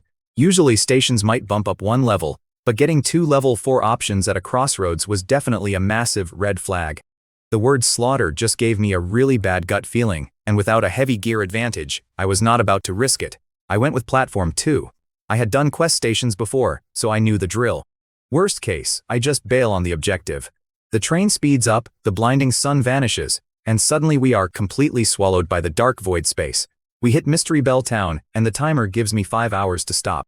But right under that, flashing in red, it says danger. The train screeches to a halt, and I press my face against the cold glass to see what we are dealing with. It looks exactly like an old abandoned train station. Picture this, right? The train stops, and I'm looking at the most basic-ass platform you've ever seen. 2 tracks, pitch black, little snowflakes falling. I wake up my little robot buddy, I call him Buwal-E, do not judge and watch him wobble out. I'm about to step off when I hear footsteps. Normally, footsteps means something is about to bite your face off, so my hand goes straight to my pistol. With my targeting mod, I don't even need to look to blast a target. But then I hear a kid yelling for an inspector. A little girl, maybe 11, bundled up in a giant white winter coat, trying to peek into my train. Inspector? Who the hell is she talking about? My danger sensors were dead quiet, so I finally popped the door and asked the kid what her name was. She blinks these massive blue eyes at me and chirps that her name is Tina. Says some nun told them a prosecutor on a train was coming to save them. She's staring at me like I'm a superhero, so I figured, hey, I'm the only guy on a train here. I smiled and played along. I tossed her a piece of fruit, which she inhaled, then I jeered up. Slapped the holy cross around my neck, set my alarms, and stepped out into the snow. The town outside was creepy as hell, man. Dead quiet, zero streetlights. Just one lamp hanging over a church that honestly looked exactly like the front of a train. I could literally feel eyeballs on us from the shadows. The station had rated this place as high danger with a big exclamation point, so I kept one hand on my cross and the other glued to my pistol. Most adults would be terrified here, but Tina is skipping along like we're at a theme park. We hit the church, and I let her go in first. Inside, hundreds of people, heads down, praying. Up front is this blonde nun. Tina yells out that she brought the prosecutor, and I swear to you, every single person in that room stops talking at the exact same second. Their heads snap up, and hundreds of dead eyes lock right onto my face. Yeah, my pistol's safety was already off. I was ready to blast the nun if anyone twitched. But she just gives me this calm smile, tells the creepy crowd to go back to praying, and grabs a box from the altar. She walks over, claiming it's my reward. I didn't buy it for a second. I aimed the barrel right between her eyes and told her to freeze. You and I both know this setup is entirely unhinged. The nun opens the box, revealing a piece of a black gold blasphemy card. I recognized it instantly. She gets on her knees worshipping the thing, and calls me a blasphemer. I checked my cross. Zero reaction.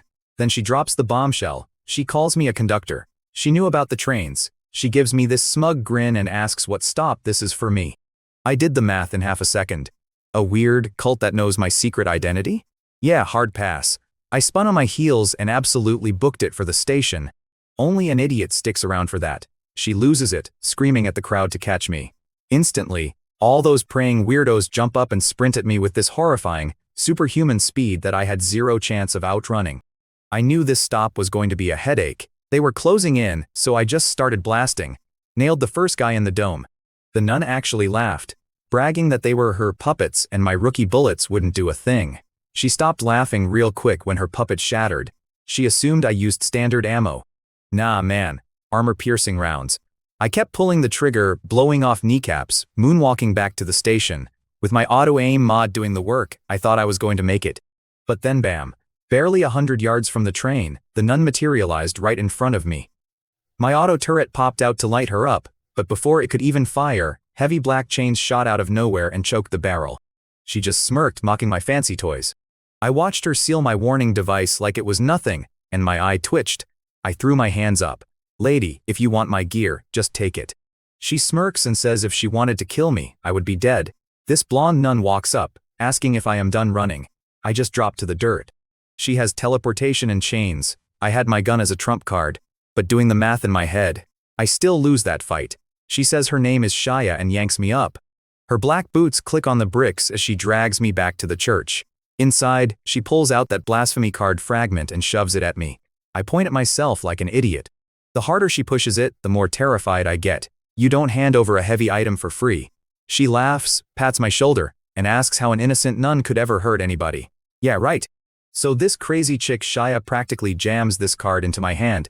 I figure I'll just chuck it the second I escape. But she reads my mind, grabs a townsfolk puppet, and literally crushes its head with one bare hand. Crack. Do you know how hard that thing is? I'd need a level 3 bullet and an armor-piercing enchantment just to dent it. I swallow so hard I swear she heard it. Message received. She grabs a black book and asks what my talent is. I keep my mouth completely shut. I realize right then my gun is totally useless against her, but hey, at least she's not trying to kill me. She stares at me for an uncomfortably long time, then asks why I'm not begging to know how she knows so much about our survival trains. I look her dead in the eye and say, curiosity killed the cat, and I don't care about your secrets. You should have seen her face just completely snap. Absolutely priceless. Her sweet vibe vanished. Shaya teleported right into my face, her hand casually crushing a puppet skull. I swallowed hard, smelling her floral perfume. I leaned back, hands raised, and rapid-fired questions. Who are you? What is this place? She snapped, yelled stop, and shoved her hand over my mouth. I shook my head wildly. This woman flipped moods faster than a light switch. A kind nun? More like an absolute psycho. She let go, kicked a puppet away like trash, and sat on the bench. She slapped that holy smile back on and dropped a bomb. She claims she came to this world 20 years ago. 20 years? I started doing the math on her age. She glared, asking if I was thinking something rude. I played dumb, asking how such a beautiful woman ended up here. Her eyes grew distant. She looked at me and whispered that she was sealed into this world. Logically, I had zero business at that station. The guy who sealed Shaya raced the stop completely. Big trains can't find it, small trains ain't qualified. I only got in thanks to my ascension talent. She tells me to keep my abilities quiet since people get real jealous out here. Then she drops a massive warning about that blasphemy card. Says if anyone finds out I have it, I'm a dead man. I'm just thinking, then why did you hand it to me? Take it back. I kept my mouth shut and asked if she was an original survivor. She says no, snaps her fingers, and chains just materialize in the air. She tells me about a guy who tried to map the wilderness by pushing his train to insane speeds using a module. I'm only level 3, so getting a module is a total pipe dream. They only drop from level 5 chests anyway. She gives me a look and asks if my shooting meant I had a module. I chuckled awkwardly. My module was for departure rights, not guns. I asked what happened to that speed demon guy. She says he died. Flew for a year without seeing a single train, proving we all travel through separate wildernesses. Then she pulls out a lollipop, offers it, and when I say no, she smirks. Says she wasn't giving it up anyway since it's her last. She tells me I'm too low level to overthink things, then magically produces another lollipop and shoves it right in my mouth. Sweet, but with a bitter aftertaste that somehow wiped out all my exhaustion. I muttered about her lying about being out of candy, and she just laughed. Beautiful women are the absolute best liars, man. Chewing on that candy, I asked her one last thing. Did she know anything about the Raran Corporation? I told her about Doomsday Town and UU Manor, but she just looked confused. Never heard of them. She said not to sweat it, people get tired of risking their lives and settle down to build factions all the time. Time was up though. She claps her hands and little Tina comes running over. Then Shaya casually drops a bomb. Tina is a puppet, her finest work. I'm staring at this kid. Her movements are totally human. I even poked her cheek. Felt completely real. My brain instantly goes to a dark place. Did she refine a real little girl into this? What if she's some evil demoness, and I just broke her seal? I told myself I better play nice, or my handsome face was gonna end up as a puppet next. Suddenly, the whole damn church starts shaking like a massive earthquake. Shaya just grabs Tina's hand and walks right up to the prayer platform. System, prepare for departure. Blue screens pop up everywhere right after she yells that. This whole church was her train head.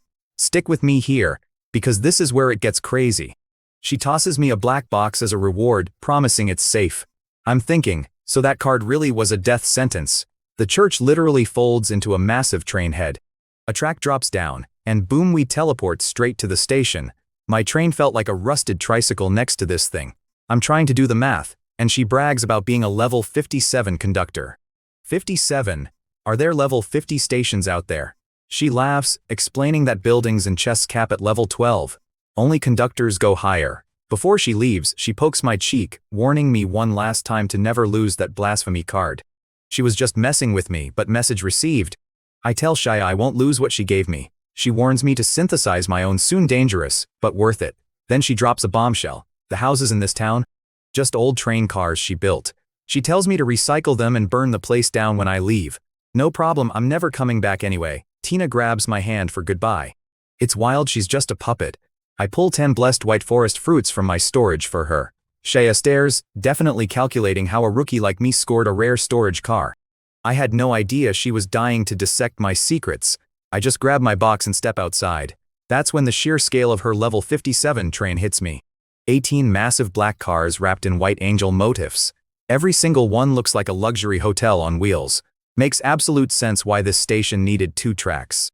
From the outside, you'd never guess the inside was as huge as a church. Space compression, man. I look back at my beat-up train with its 2 sad little cars, muttering to myself that one day, my ride will be way bigger than hers. Right as I climb aboard, a friend request from Shaya pops up. My gut says to decline. Getting mixed up with her screams trouble. Then a forced message appears. You wouldn't want to reject this, would you?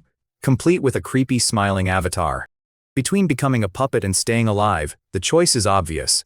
I hit accept, but petty type a nickname in my notes. Big Golden Retriever.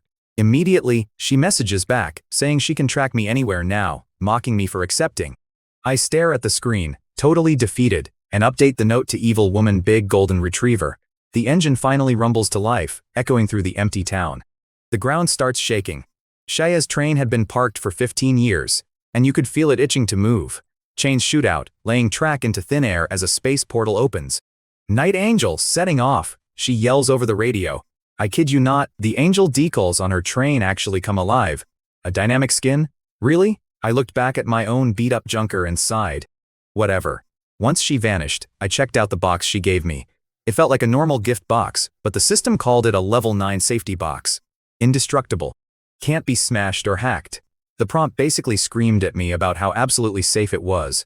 All I had to do was bolt it down and bind it to myself. After that, I'd be the only guy alive who could pop the lid. Level 9? Are you kidding me? I figured this was just your standard crate, but I did not expect Sister Shaya to bless me like this. Even empty, a level 9 safe box is gold. I immediately pull up her contact, delete old woman, and retype beautiful angel. I press my thumb to the scanner. The lid pops open, and let me tell you, I hit the jackpot. 1 flamestone, 10 kilos of gold, 10 kilos of mithril, and 3 healing lollipops. Yeah, candy. The description says if you eat one, it throws up a protective force field and heals injuries. Unless your head is detached, you live. The flame stone is the holy grail for a level 4 train upgrade.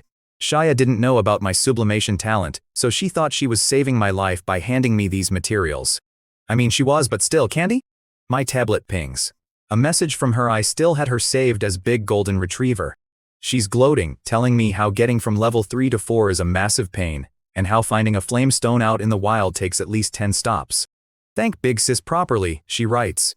When you get the rest of that blasphemy card, tell me. Honestly, I just typed back a simple thank you. It was genuine, man.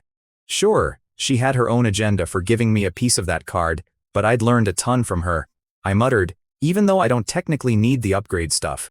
But that card? Yeah, I was getting the rest of it. What happens when you put it all together? You and I both know I'm going to find out. Meanwhile, I pictured Shaya out there on her Night Angel train, eating stolen fruit and complaining about how boring the world is. I found out later that while I was geeking out over loot, Shaya was texting some mysterious contact. She told them she was gearing up to settle old scores, and asked why the Heavenly Realm inspectors weren't stepping in against the Run Corporation. The contact's response: the Heavenly Realm guys were already wiped out. Just gone. But at that exact moment, I was blissfully ignorant. I had 22 minutes left on my countdown, and I was tearing down the town's abandoned train car houses for scrap. Doing the math out loud, it was brutal. Damaged cars only yield 10% of their original materials, and I hauled them manually. Thank God Shaya's safe box could swallow whole carriages. The catch? They didn't stack. 4 hours of backbreaking labor, and I'd only processed 9 measly cars. With the countdown ticking into the red, I had to cut my losses and leave the rest of the town standing. I dumped the scrap into storage and ran the numbers. I had over 600 kilos of wood, 700 of metal, plus the gold, mithril, and that shiny flame stone. On paper, that is everything I need to trigger a level 4 train upgrade.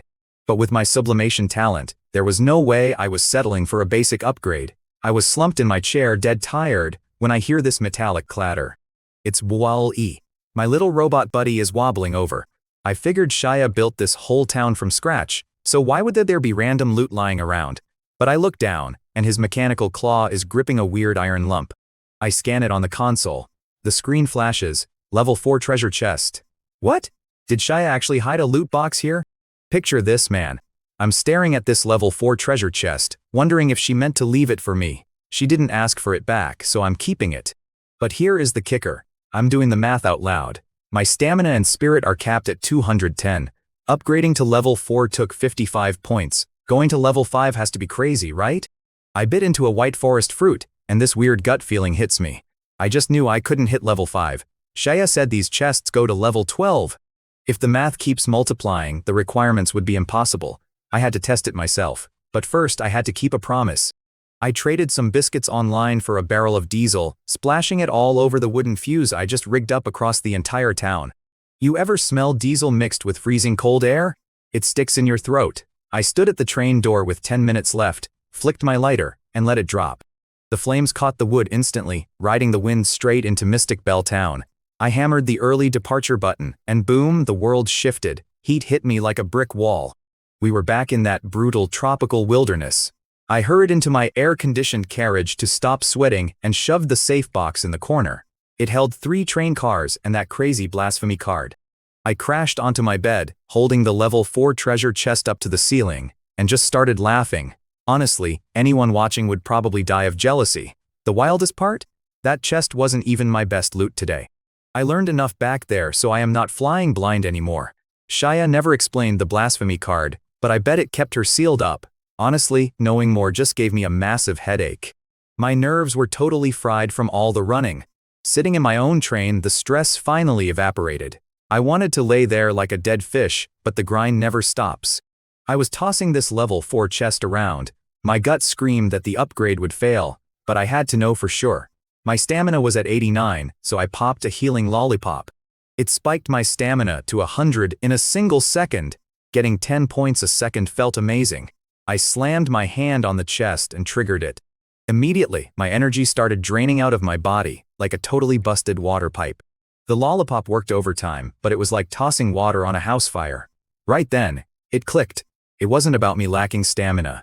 Anything past level 4 was actively fighting back against my ability. I could have given up to save energy, but Shia told me talents can never be changed. If I backed down now, I would be stuck at a level 4 cap forever. Was I going to accept that? Not a chance. I started laughing, pressed my hand right over my heart, and made the craziest gamble of my life. I was going to upgrade my own upgrade talent. Blinding red screens exploded everywhere the second I did it. My train lit up like a nightmare, and apparently, everyone in the world felt this deep, sick dread. Me? I just passed out cold right in the middle of the crazy light show. So picture this, man.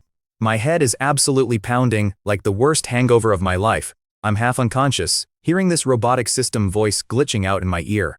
It's barking about some fate's crossroads and choosing a station, but I literally cannot open my eyes. Before I can even twitch, the countdown hits 0 and the system just rolls the dice for me. Boom.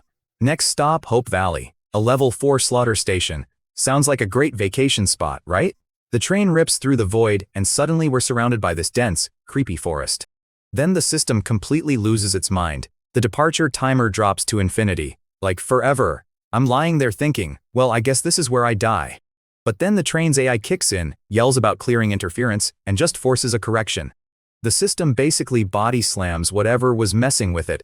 It terminates the hack and locks the countdown at 10 hours flat. Then it flashes this massive extremely dangerous warning, promising special rewards if I actually survive. Thanks for the vote of confidence, right? I finally snap out of it when the sunlight blasts me right in the face. I sit up, totally dazed, staring out at this endless wall of trees. We're parked at a platform, but it just looks like the deep woods.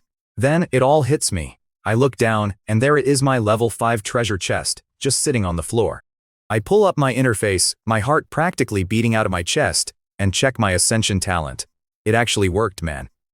Unrestricted by category, level, condition, or resistance. Those beautiful extra words. The shackles are officially gone. Ignoring resistance. That was the golden ticket. I sat there grinning like an absolute idiot. I looked up at the sentry watchtower on the roof, and that invisible wall blocking me was totally gone. Anything above level 4 was fair game now. But the high wore off pretty fast when I checked the logs. A slaughter platform. I didn't even know the difference between slaughter and hunting, and I really didn't want to find out. I read through the text, and my stomach dropped. Some unknown entity literally tried to trap me here forever. The train system actually fought it off, so I guess the AI has my back, kind of. But the hack left me with a 10-hour countdown instead of my usual 5. I do have that VIP early departure perk, but doing the math in my head, I still have to survive in this nightmare for 7 long hours. 7 hours in the murder woods, great. I took a deep breath to get my head straight. I had a level 5 treasure chest, and that loot should easily crush a level 4 station. Assuming my luck wasn't total garbage. I popped the lid. Decent haul. 10 train coins, 2 modules, a level 5 golden strike card, and an eternally accurate pocket watch. I used the modules right on the spot. They bind directly to the system, so there's no physical object for me to ascend. The in-station activation module lets me drive the train around the platform for a coin an hour. But the real prize was the system binding. Bro, you have no idea how much time I've wasted sprinting to the front of the train just to check a stupid item stat. Now the control interface is tied directly to me. I can pull up the menus from anywhere. That alone made the whole headache worth it. Next up was the Golden Strike card. Boosts your next attack by 5 times. I immediately hit it with my Ascension talent. It barely drained any stamina or spirit, which felt amazing. The card flashed and morphed into a level 6 Golden Critical Strike card. The multiplier, 50 times. 50. I'm doing the math in my head, and if I land a hit with that, the monster is going to turn into red mist. I tucked it away safely. Then I picked up the pocket watch. The system said it tells the perfect time, no matter the dimension. I was thinking, really? A fancy clock counts as level 5 loot? But honestly, I couldn't even stay mad. The thing was gorgeous. Solid white, covered in these crazy gold runes, with hands carved out of literal gemstones. I tossed it in my pocket too. Hey, at least I'll know the exact time when things inevitably go completely sideways, right? Bang! A massive gunshot shattered the silence. I practically jumped out of my skin and whipped toward the window. Out in the dirt, blood was pooling under this nasty dog monster that had a literal dagger clamped in its jaws. It tried to sneak up invisible, but my sentry watchtower saw right through the stealth. Then came the opening act. The watchtower lit up red, painting targets all over the woods. Suddenly, a horde of those freaks poured out of the trees, sprinting for the train. The tower went fully automatic. Bang, bang, bang, bang. Chewing through bullets like they were free, dropping targets with surgical precision. The area around my train turned into an absolute meat grinder. I let out a shaky breath, but my stomach tied into knots. I finally understood the name of this station. Hunting is when you chase the monsters. Slaughter is when they never stop coming for you. Option 2 was getting slaughtered while hiding until the clock ran out. That monster siege was exactly how this platform operated. Whoever rigged my choices wanted me dead in this meat grinder, but I wasn't giving them the satisfaction. Once the monsters backed off, I climbed the train and grabbed my alarm device. My spirit dropped from 90 to 40, and boom, it morphed into a level 5 Sentinel Watchman. This thing is a beast. It mounts 9 weapons, scans 150 meters, and completely breaks enemy stealth. It even detaches to hunt targets. Feed it a train coin, and the fire rate doubles for 30 seconds. I still had my level 4 watcher on the 3rd carriage. The Sentinel made it redundant, but you and I both know you can never be too paranoid here. Here's the thing you gotta understand. The Sentinel Watchman is great outside, but it doesn't cover the inside of my train. If something slips past the perimeter, that's where the watcher comes in. I pulled up my system and triggered the Ascension. Instantly, my stamina gets cut in half, and my spirit drops. My head is pounding. The system spits out a level 5 illusory watcher. Now, if anything breaks in, it triggers an alarm and traps the intruder in a hallucination. I hauled myself up front to set up the mithril cross and the pure binding stone to handle the creepy supernatural garbage. I wanted to ascend the stone too, but my tank was empty. I strapped on my Kevlar vest and racked the slide on my blacklight handgun. Nobody was taking me out today. We were leaving this station, but first I slapped the start button on Wall E, and second, I was absolutely starving. Picture this, man. I drag my beat-up self outside the train with some meat and veggies, setting up a little grill. Every few minutes bang, the sentry gun drops another freak of nature in the background while I flip my lunch. I was out cold for a whole day, so a guy has got to eat, right? I pop open the system log and wouldn't you know it, the trading platform is finally unlocked. Up to 5 items per person. That was huge, because I really regretted missing the 5th station loot. Then my chat pings. It is Shangguan Yingxu asking if I felt the tremors, followed by a weird apology. What tremors? Then Zhao Lin chimes in, bragging about her 6th station being a literal snack shop. She sends a picture of booze and candy. Talk about dumb luck. But in this survival game, karma is a boomerang. Watch her next stop be a literal bloodbath like mine. Then I get a message from Lai Xiaosheng. This clown wants me to join his alliance for free. He promises he will have a level 3 train soon and will help me later if I give him weapons now. Was this guy a sketchy used car salesman back in New York? I deleted him on the spot. Scrolling down, I notice a bunch of names turn gray, meaning their trains are toast and they are dead. I clear out the dead weight and post in the public chat to buy gunpowder. Barely anyone replies. So, 1 hour into this stop, I am just chilling. The sentry gun turned the area around my train into a total safe zone. I am eating grilled meat and knocking back a cold beer, acting like I am on a camping trip upstate. Well, if you ignore the heavy smell of monster blood baking in the sun, that is when my brain starts doing the math. These dead monsters are just sitting there. I tied a dagger to a stick to make an ugly but effective hook. When the sentry gun took a breather, I sprinted out, hooked a fresh corpse, and dragged it back. I hauled in level 2 hounds and level 3 vipers. Tossing them on the crafting table gave a huge payout. I got stacks of meat, a lizard skin that reduces your presence, and a hound fang dagger that drips with acid. I picked up the pace, running a twisted grocery trip inside my 150-meter safe zone. As long as I stayed inside that line, those freaks could not touch me. This slaughter platform was supposed to be a nightmare, but it was an absolute goldmine. My level 5 sentry was completely embarrassing these lower-level monsters. Even when a massive wave rushed the perimeter, putting the gun in overdrive wiped them out in seconds. Plus, my new module basically turned me into a sniper. This blacklight pistol with armor-piercing rounds is a total beast. 5 hours in, I turned the place into a flat-out butcher shop. The only real pain was the ammo math. I started with 1,000 rounds and dropped to under 400 with 0 missed shots. Eventually, the monsters smelled the blood and backed off. By 6:12 p.m., it was pitch black. I sparked a fire and started roasting snake meat. I had hauled in 810 kilos of meat today. Sitting there, I checked the system chat. 2,044 people left out of 10 grand. The panic was unhinged. Guys were begging to trade all their water for 30 kilos of metal to survive the night. The chat was a total mess. People were screaming about this guy Li Xiaosheng, who was gouging everyone, charging a whole train coin for just 10 kilos of metal. His lackeys were in there defending him, basically telling broke folks to drop dead. I watched the chaos, realizing a tenth of these guys still had not managed their first train upgrade. 8,000 dead already just trying to hit level 2.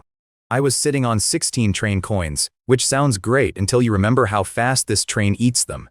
Figuring I would undercut the market, I tossed an offer in the chat, 1 coin for 30 kilos of metal or wood. Instantly my inbox exploded. Guys were losing their minds, praising me for being cheaper than Li and his racket. Li and his cronies started barking, calling me a bloodsucker, but the desperate guys told them to kick rocks.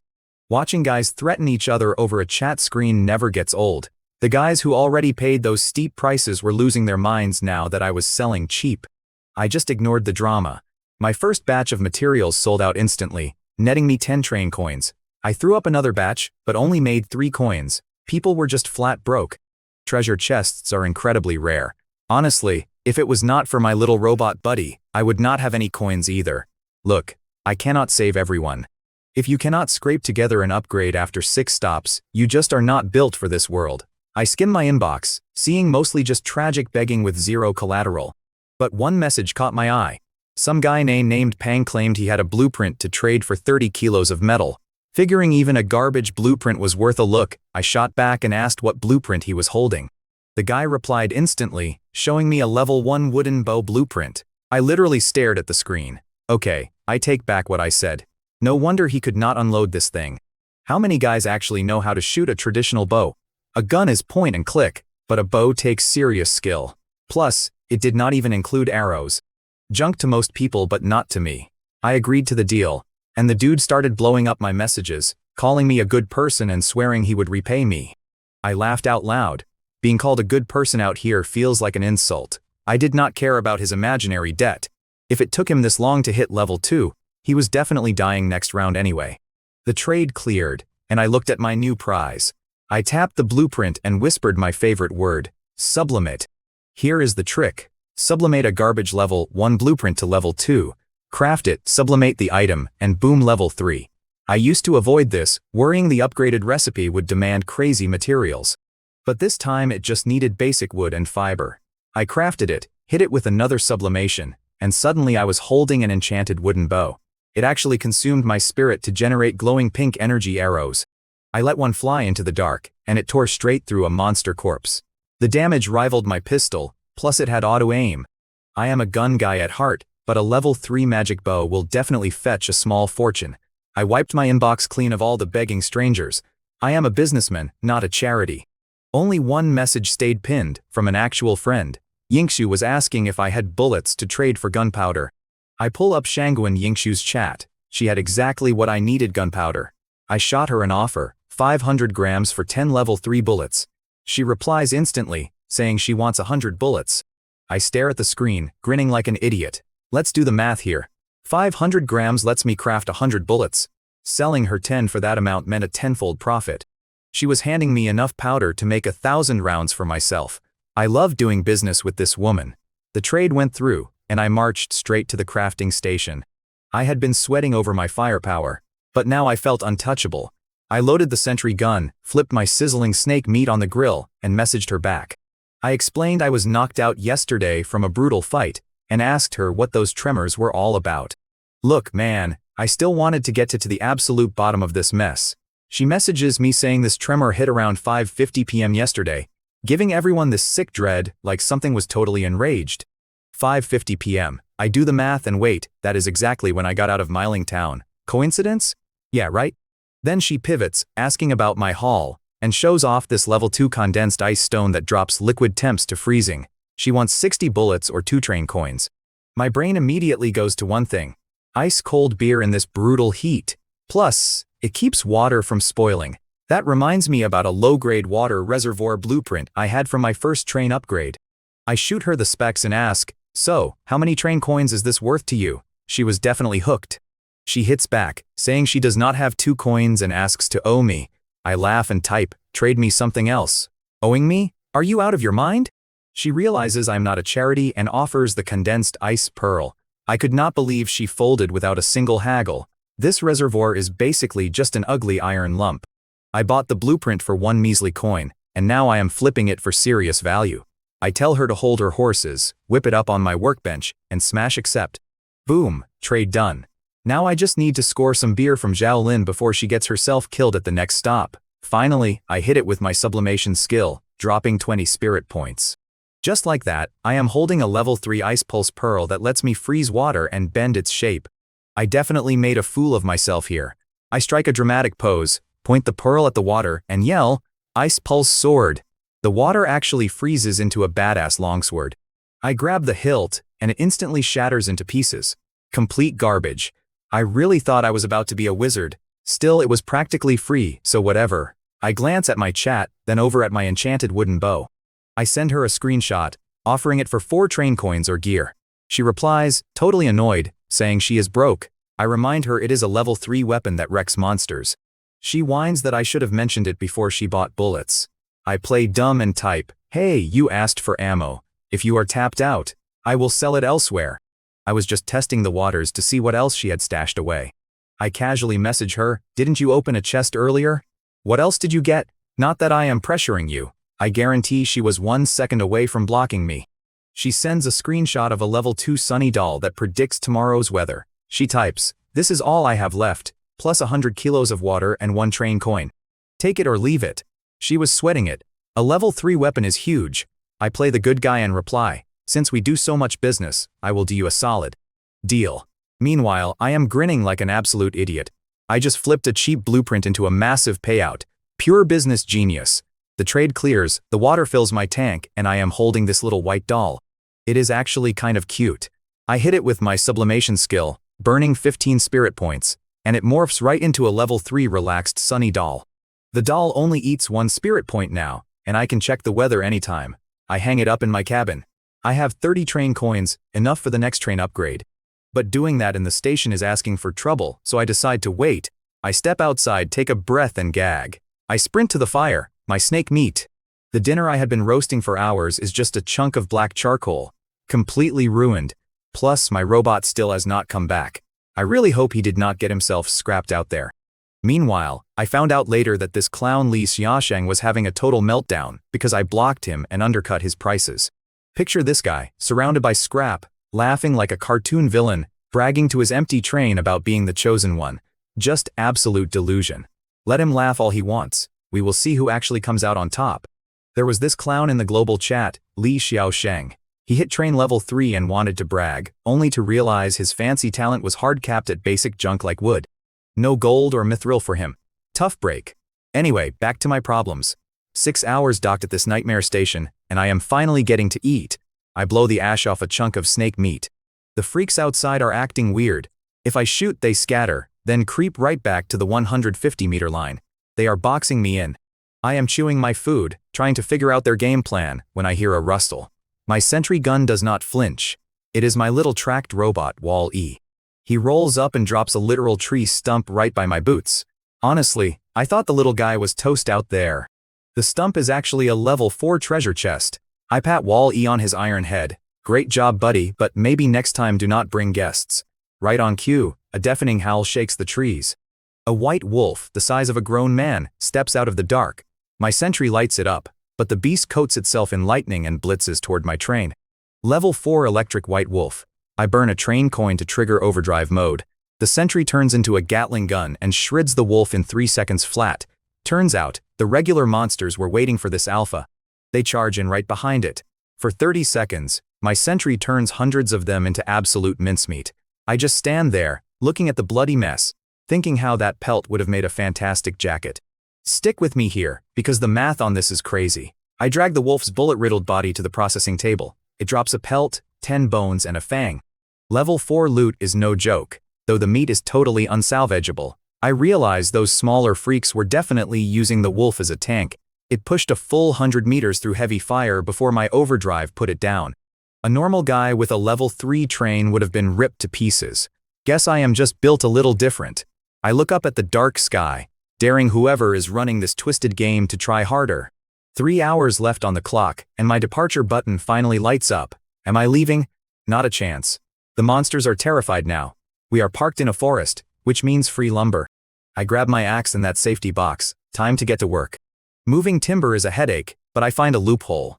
The safety box is super loose with item limits. A whole vehicle counts as one thing.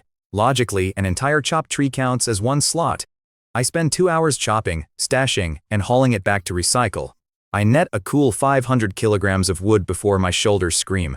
At the 30-minute mark, a massive prompt pops up, telling me to start the train. I take one last look at those creepy trees, smirk, and slam the button. The air in front of the engine distorts into that weird void tunnel. We pick up speed, busting out of the canyon, and straight into bright moonlight. It is exactly 10:30 p.m. The second we hit the main tracks, a global broadcast blasts out, ordering everyone to evacuate Station 6 immediately. Across the server, thousands of other guys freeze in their tracks, completely panicking. The broadcast gets grim. It says anyone with a train under level 2 will die tonight. Survivors hit the trading platform at Station 7, but a merge for Sector E3 is coming since the player count is plummeting below 2,000. The kicker. If your train takes damage, you lose speed. Global chat goes apocalyptic. Guys are begging for scraps, but nobody is playing charity. Even the level 2 guys are sweating bullets. Me? I am just chilling. I couldn't care less about their drama, because a private glowing screen popped up. The system is literally apologizing to me for the rigged level 4 station. My reward is a casual processing module that lets me summon a workbench anywhere. I stare at the text, shaking my head. Seriously? You couldn't give me this before I hauled all that wood. I swipe the screen and take it anyway. If I had that module earlier, I could have processed everything on the spot. Whatever.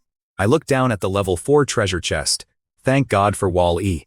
Everyone else is crying about nighttime survival, but I have better things to do. I use my talent to sublimate the chest.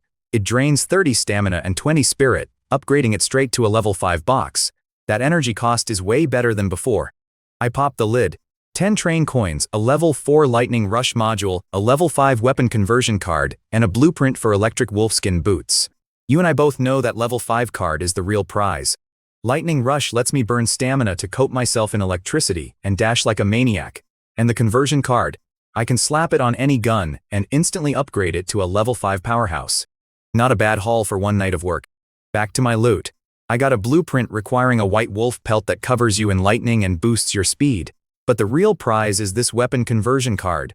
I spin it in my hand, wondering what to upgrade. Then I look at my hip. My blacklight pistol. This thing has saved my hide so many times because those armor-piercing rounds just shred everything. Plus, it looks cool. I hit it with my sublimate skill, and instantly feel like I got hit by a truck. The upgrade drains a massive 70 stat points. I am totally exhausted, but the payoff is insane. I press the card onto the gun, and it erupts in blinding black and white light. It literally looked like angels and demons were throwing down. The pistol just floats into the air, pulsing with so much raw energy that the metal floorboards are physically vibrating under my boots. A soft hum filled the air, and a pitch-black pistol dropped into my hand, engraved with angel and demon wings. The system showed it was now a level 6 weapon with an effect called Heaven's Plunderer. Every kill heals my injuries. I can even burn my own stamina to fire explosive rounds. My basic pistol just skipped several tiers. I had to test this thing out. I threw open the window, freezing wind smacking my face, and spotted a mummified freak outside. I aimed, spent 1 stamina point, and fired. A white bullet blasted out. The second it hit, a massive explosion blew the mummy to pieces. That single bullet hit harder than a grenade. The system asked me to name it. I stared at the dark finish and thought of my old video game days. Ebony. That was the perfect name. The system locked it in, and I left the rest of my gear alone for now. I kept the blueprint as is so it wouldn't demand crazy materials. Crafted my boots, then used the leftover wolf pelt for a makeshift mattress. I laid back, humming a tune. By midnight, monsters started thudding against the train. Stick with me here, because this is where my luck really showed. For other guys, this night was a meat grinder. The comms were just people screaming, begging for materials, crying as claws tore their doors open. If you weren't level 2, you were literal dog food. Even some who leveled up took damage and died anyway. But me? Just a quiet night. I promised myself I'd hit level 4 tomorrow, and passed out, woke up to bright sunlight. Washed my face, cooked breakfast. My sunny doll nailed the forecast. Mild, warm, a perfect day to stay alive. I crank open the window. Same old wilderness. Sentries spent 70 rounds overnight, which wasn't bad. The train outran the main horde, though stragglers clipping the flanks meant annoying repair costs. With my stamina and spirit fully rested, I finished breakfast, cracked my knuckles, and slapped the control panel. Total theater, but I like the drama. Sublimate. 30 stamina and 70 spirit instantly vanish. System chimes level 4 achieved. The next upgrade demands crazy stuff like gold and mithril. Then the alerts drop. First guy in the sector to hit level 4. Broke the speed record, snagged an upgrade expert title, and an enhancement card. If my talent hadn't self-upgraded earlier, that cost would have sucked me totally dry. Setting records before my morning coffee. I'll take it. I figured since Shia tossed me a flame stone, other vets might hand out cheat codes too. Nope, she was just a wild exception. The old guard can't normally interfere. Anyway, I checked the new specs. Top speed jumped 20 kilometers an hour, but the real focus was the new upgrade options. The store lit up. Luxury dream bed for 5 coins, space enhancement for 8, an anywhere door for 6, and a smart chip for 10. I stared at the screen. That's 29 train coins. I only had 39 total. Buying it all leaves me practically broke. I groaned to the empty cab. Are you kidding? This is absolute robbery. It physically hurt my soul to spend that much. But you do the math, you can hustle for more coins, but a missed upgrade is gone for good. So I pull up this floating light screen to check out my 4 upgrade options. First up, a luxury dream bed. Says it boosts stamina recovery and stops nightmares. My back was absolutely killing me from that iron plank I had, so boom, bought. Next was a train space enhancement. Adds a full meter in every direction to all carriages. I immediately thought about cramming Shaya's church setup in there, so I bought that too. Then I grabbed a train anywhere door so I can instantly pop between cars. But then I see this smart chip. I look at Wall E and think, giving him a brain would be cool. But wait, if I buy that, I only have 20 train coins left for the trading station today. If I show up broke, I am totally screwed. Sorry, Wall E, you gotta stay dumb for a little longer. Leaving Wall E hanging was the right call. The space upgrade kicked in, making the train massive, so I dragged that new bed into my bedroom car. Without the space upgrade, it never would have fit. Let me tell you, sinking into that springy mattress was pure heaven. My tired bones just melted, and my stamina started shooting right back up. After a quick nap, I checked the rest of my loot. I got this title called Level Up Expert for being the first guy to hit level 4. It supposedly makes locals trust me more. I equipped it, felt absolutely nothing, and figured I would test it out later. But the real prize was an enhancement card that bumped my physical strength and spirit by 10 points. I was grinning like a total idiot. Finally, a real way to get stronger out here. Look, you and I both know I need all the energy I can get. Here is the kicker. This enhancement card was a physical object, meaning I could use my sublimation trick on it. I spent 35 spirit points, and boom, that 10-point boost became a 20-point boost to my max stats. I pressed the card to my chest. It dissolved into red sparks that sank into my skin, and man, the rush was insane. My max physical strength hit 120. I grabbed a solid block of wood, gave it a little squeeze, and snapped it right in half. Total mini Superman moment. It hit me that physical strength covers both muscle and speed, which made me really wonder what my spirit stat actually controls. But my brain was way too fried to figure that out now. It was time to crash and recharge. 1 o'clock rolled around, and no station in sight. I leaned against the window, swiped open the chat, and saw the survivor count. 1,735. Another 200 guys bit the dust overnight. Everyone was whining about being broke. Then the broadcast chimed in. 7th station is a public trading hub, 300 kilometers away, and there are only 20 parking spots. First come, first served. Oh, and monsters will attack your train on the way. Naturally, the chat lost its mind. People were crying that their level 2 trains only did 40 kilometers an hour. Then the suck-up started tagging this guy named Lei Xiaosheng. Turns out he hit level 3, meaning he was cruising at 60. I had to admit, that was fast. The guy clearly knew what he was doing. So this Li guy is soaking up praise in the chat, bragging he is guaranteed to be first. I just laughed. Let us do the math here. His level 3 train takes 5 hours.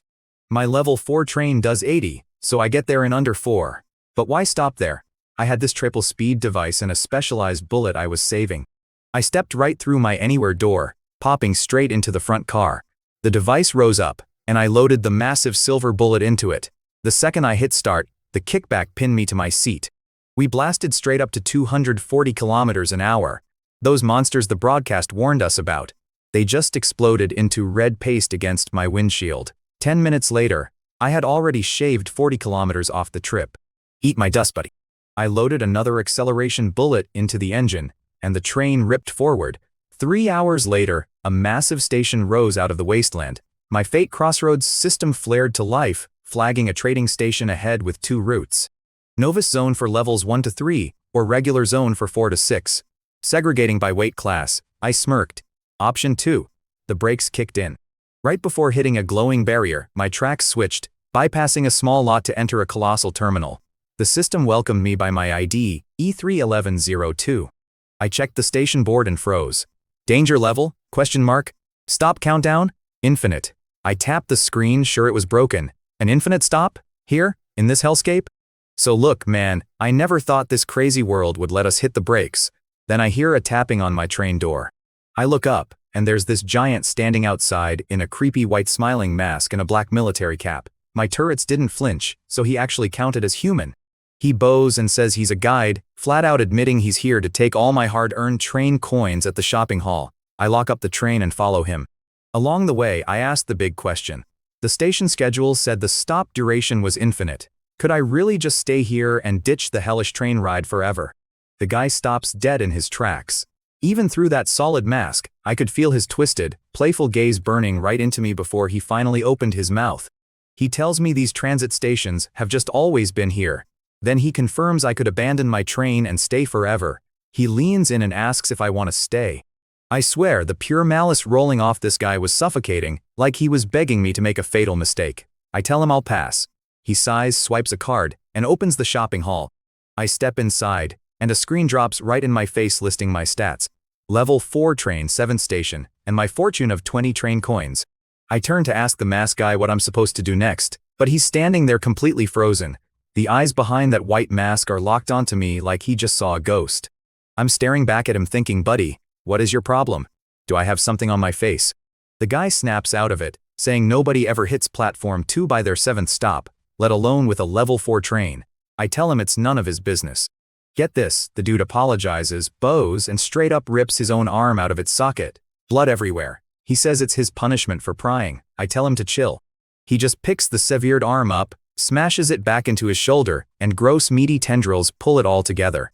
Even the blood slurps back into his body. Disgusting man. He then walks me to the level 6 item area, showing me 2 display cases. He offers to show me the lower tier junk, but I wave him off to check the high-end goods first. I pull up the holographic screen, and the first thing I see is a level 6 weapon called the Great Compassion Heavy Machine Gun. I'm doing the math out loud. The machine gun uses mental energy instead of bullets. 1 point equals 10 rounds, and it absolutely melts ghosts. 18 train coins.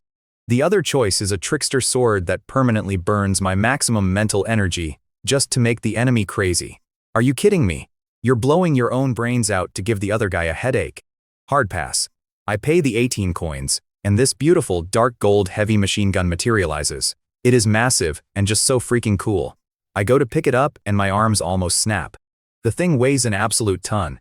Good thing I dumped 20 points into my stamina stat earlier, or I couldn't even lift it. Mask guy isn't exactly offering to help carry it. Luckily, I brought a heavy-duty safety case in my backpack for this exact situation. I shove the giant gun inside and lock it down tight. This smiling face man is just standing there, eyes darting around under his creepy mask while I pack up my gear. I was about to bail, but he finally speaks up. Tells me I am one hell of a conductor, then asks for a favor. He offers me a free level 6 item just for saying yes, so naturally I stop. He smashes a display case, pulls out the trickster's sword, and straight up asks me to kill him. The blade is glowing purple, whispering into my brain. I told him to do it himself since he regrows limbs like a lizard. But he says guides cannot end their own lives. Then he takes off his mask. Bro, his face was a twisted, wrinkled nightmare. Turns out he used to be a conductor too, but got cursed to stay at this station forever. He is gambling that one day I will come back strong enough to take him out. He tosses the sword at my feet, saying I can keep it even if I bail on his death wish. You and I both know I am not turning down free loot. I told him I could not promise a timeline, but I was in. The guy actually bowed. Then he flips right back to retail mode, offering me human food for a single train coin. The second he said hot pot, I caved. Cut to me stuffing my face because I am so sick of my own burnt cooking. Anyway, 5 hours later, a completely wrecked train rolls in. Out stumbles this guy, Li Xiaosheng. His train is just an engine now since monsters blew off his other cars. He is covered in soot, but then he looks at the empty platform and starts laughing. He genuinely thinks he is the first one here. Starts yelling out loud about being the main character. Buddy, you are so late to the party. This guy marches toward the building yelling about getting his loot. He has zero clue I am sitting right on my train in the upper trading zone, watching him like a sitcom. I asked the smiling face man if they could see us. He said no way, lower zones are completely blind to us. I popped a peanut in my mouth and asked if the novice zone had a guide, since this kid looked lost. The masked guy says there used to be one, but he died. The jealousy in his voice was heavy, man. He admitted he was supposed to be down there, but I was way more important. Apparently, I broke the system by leveling up my train so fast. He stared at me like I was a glitch in the Matrix, which is exactly why he thinks I can actually kill him someday. I just smiled, held out my peanuts, and asked if he wanted a snack. I pitched my last peanut right at the smiling face man. He just turned his head, completely silent. My bad, man, forgot you can't eat, I said, popping it into my own mouth. I pulled up my system screen and looked the creepy guy dead in the eye. So this whole unlimited docking time thing? Total trap, right? Silence. Understood, I nodded. Right then, my chat started pinging. It was Zhao Lin. You know how she gets, right? Her luck is like a pendulum. Last stop she hit the jackpot, so she was due for a disaster. 40 minutes ago she was offering me booze. 9 minutes ago, she was laughing about slow mummies. Now? Full panic mode. A mummy got wrapped around her wheels, and she was begging to buy repair materials cause her speed completely tanked. Classic. She flooded my chat with crying emojis, begging me to take her snacks for the materials. It was hilarious, but I wasn't about to play hero today. I told her to hand over the train coins from her last chest, and she'd get her parts. Silence. I just kicked my feet up, doing the math in my head. A minute later, she caved for the 42 mechanical parts. Any other day she would have fought me tooth and nail over 2 shiny train coins, but she had 0 options left. I could practically hear her cursing my name as she scrambled to fix her train. I figured I owed her something for the robbery, so I shot over a quick ping. Friendly tip. This station has unlimited docking time. I guarantee the second she read that, she lost her mind and probably gave herself a concussion jumping for joy. She texted back immediately, asking if she could just stay here forever and never risk her neck again. If I hadn't warned her, she absolutely would have parked it and died. But then she caught on. She typed back, wait, it's a trap, isn't it? My station this time is pure bad luck, there's no way it's a safe zone.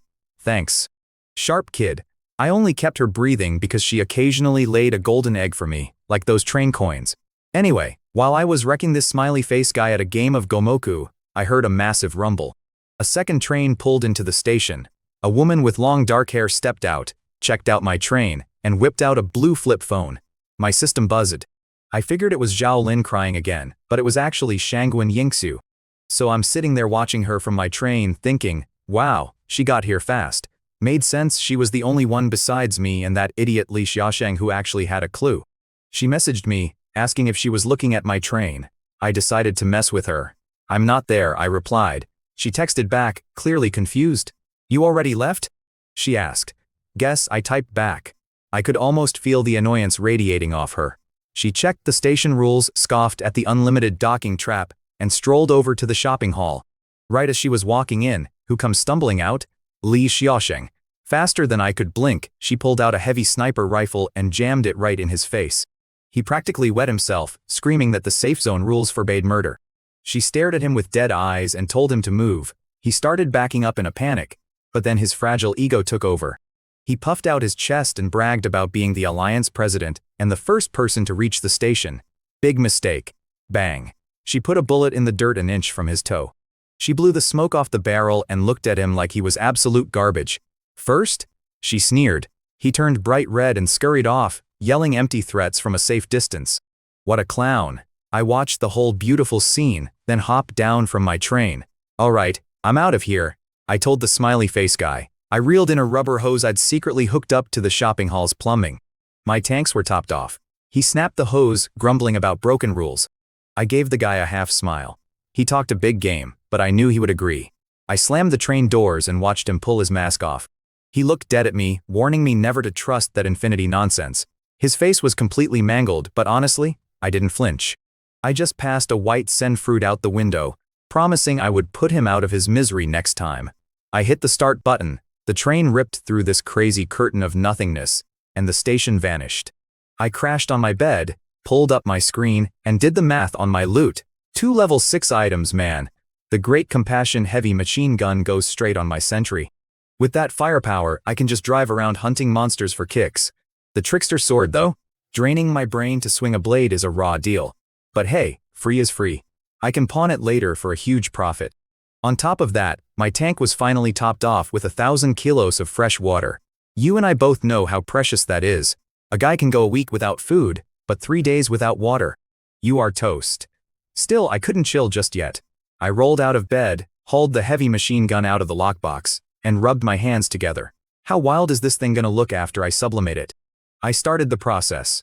Only 50 points. For a level 6 item, that was suspiciously cheap. I pulled up the appraisal screen, confused as hell.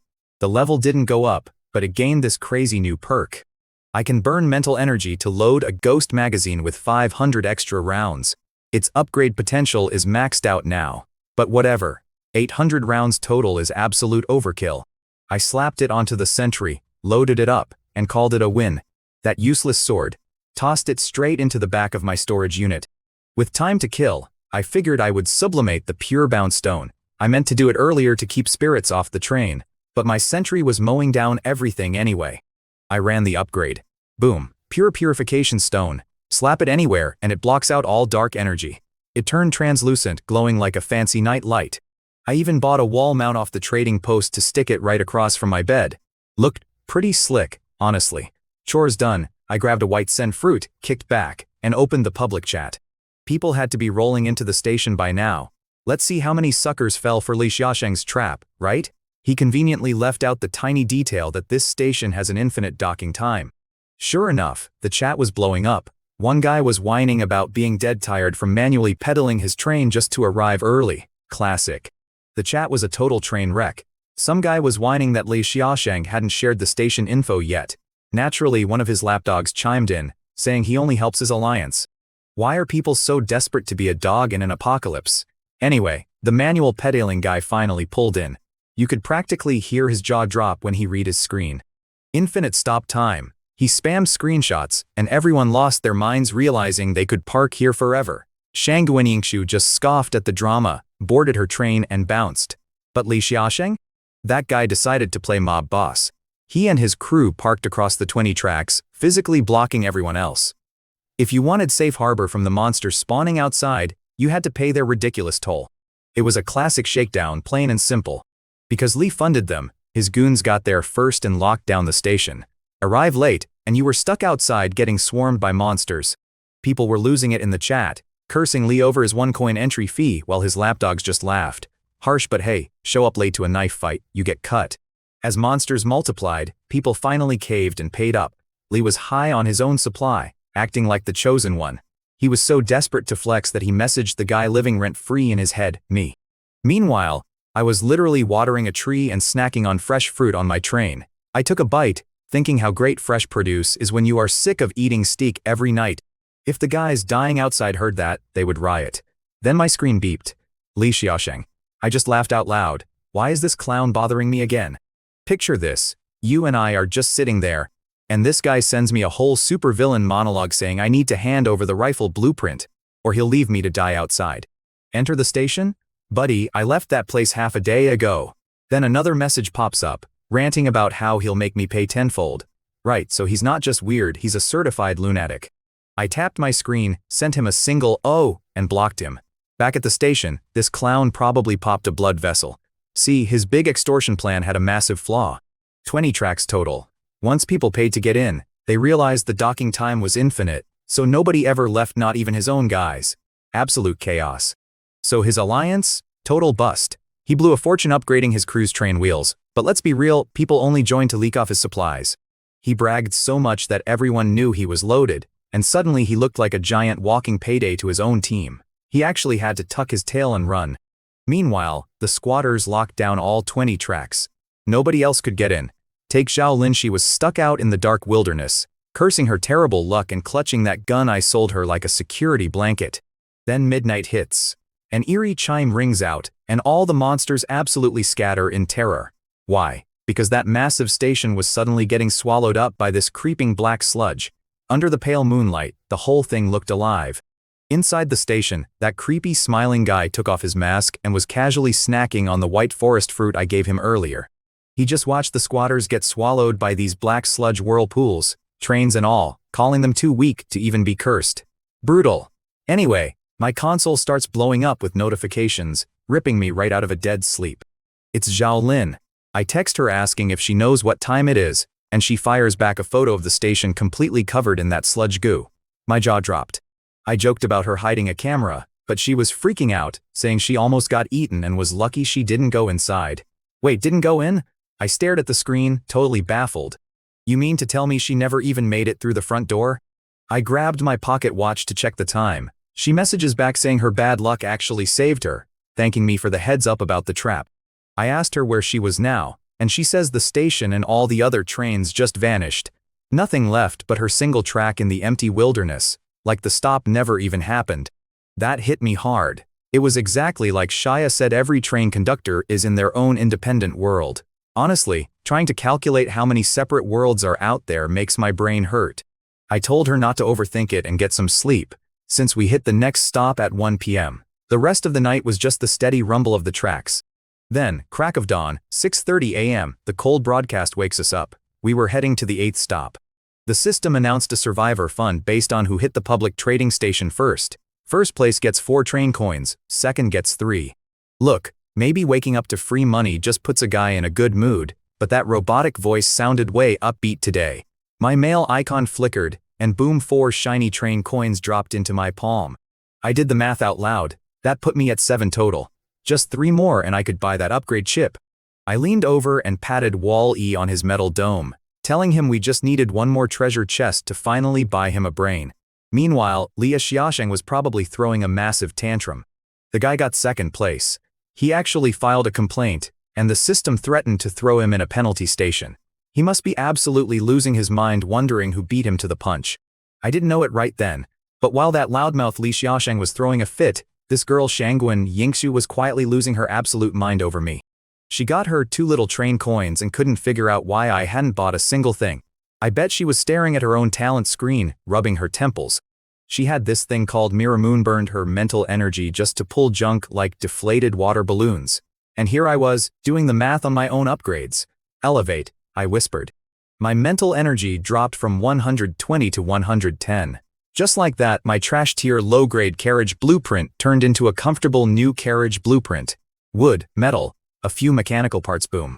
Carriage number 3 was officially on the books. It pays to hold onto your cards, you know? The material cost jumped up, sure, but I was sitting on a mountain of scrap anyway. I stepped inside the new carriage, and man, no rust, no weird metal screeching, just clean space. But me? I'm never satisfied. Elevate, I said, feeling my brain drain as my mental energy dipped to 95. Suddenly, I'm looking at a planting carriage. I slapped together a wood-burning generator and stepped onto actual, pitch black dirt. I dragged in my white mulberry tree and planted those tomatoes from the manor. And get this, you and I both know a bargain when we see it, right? Some idiot had actually spat out his watermelon seeds and listed them on the trade network for pennies. I bought them all. Wiping the sweat off my forehead, I just stood there grinning. They were already sprouting. I wasn't sweating the empty market. The zones were about to merge, which meant fresh meat and fresh goods. At exactly 9:30 the broadcast hit. Boom. Zone merge complete. D56, D1918. A bunch of E-zones, bam, 10,000 survivors mashed together in one chat room. It was absolute chaos, like day one all over again. The public screen was flying. Guys from different zones were sizing each other up, crying about who died. Then the bragging started. These D1918 guys were acting like fanboys over some dude named Brother Zhao, because he grew a few crops, flexing his level 3 train. Another zone was screaming about their brother Li selling guns. It was hilarious. Everyone was desperately trying to act like they were the main character of this whole twisted survival game. It was wild seeing these guys claim someone else's glory just because they shared a zone letter. I took a bite out of my fruit and shook my head. Damn, I joked to myself, I'm slacking.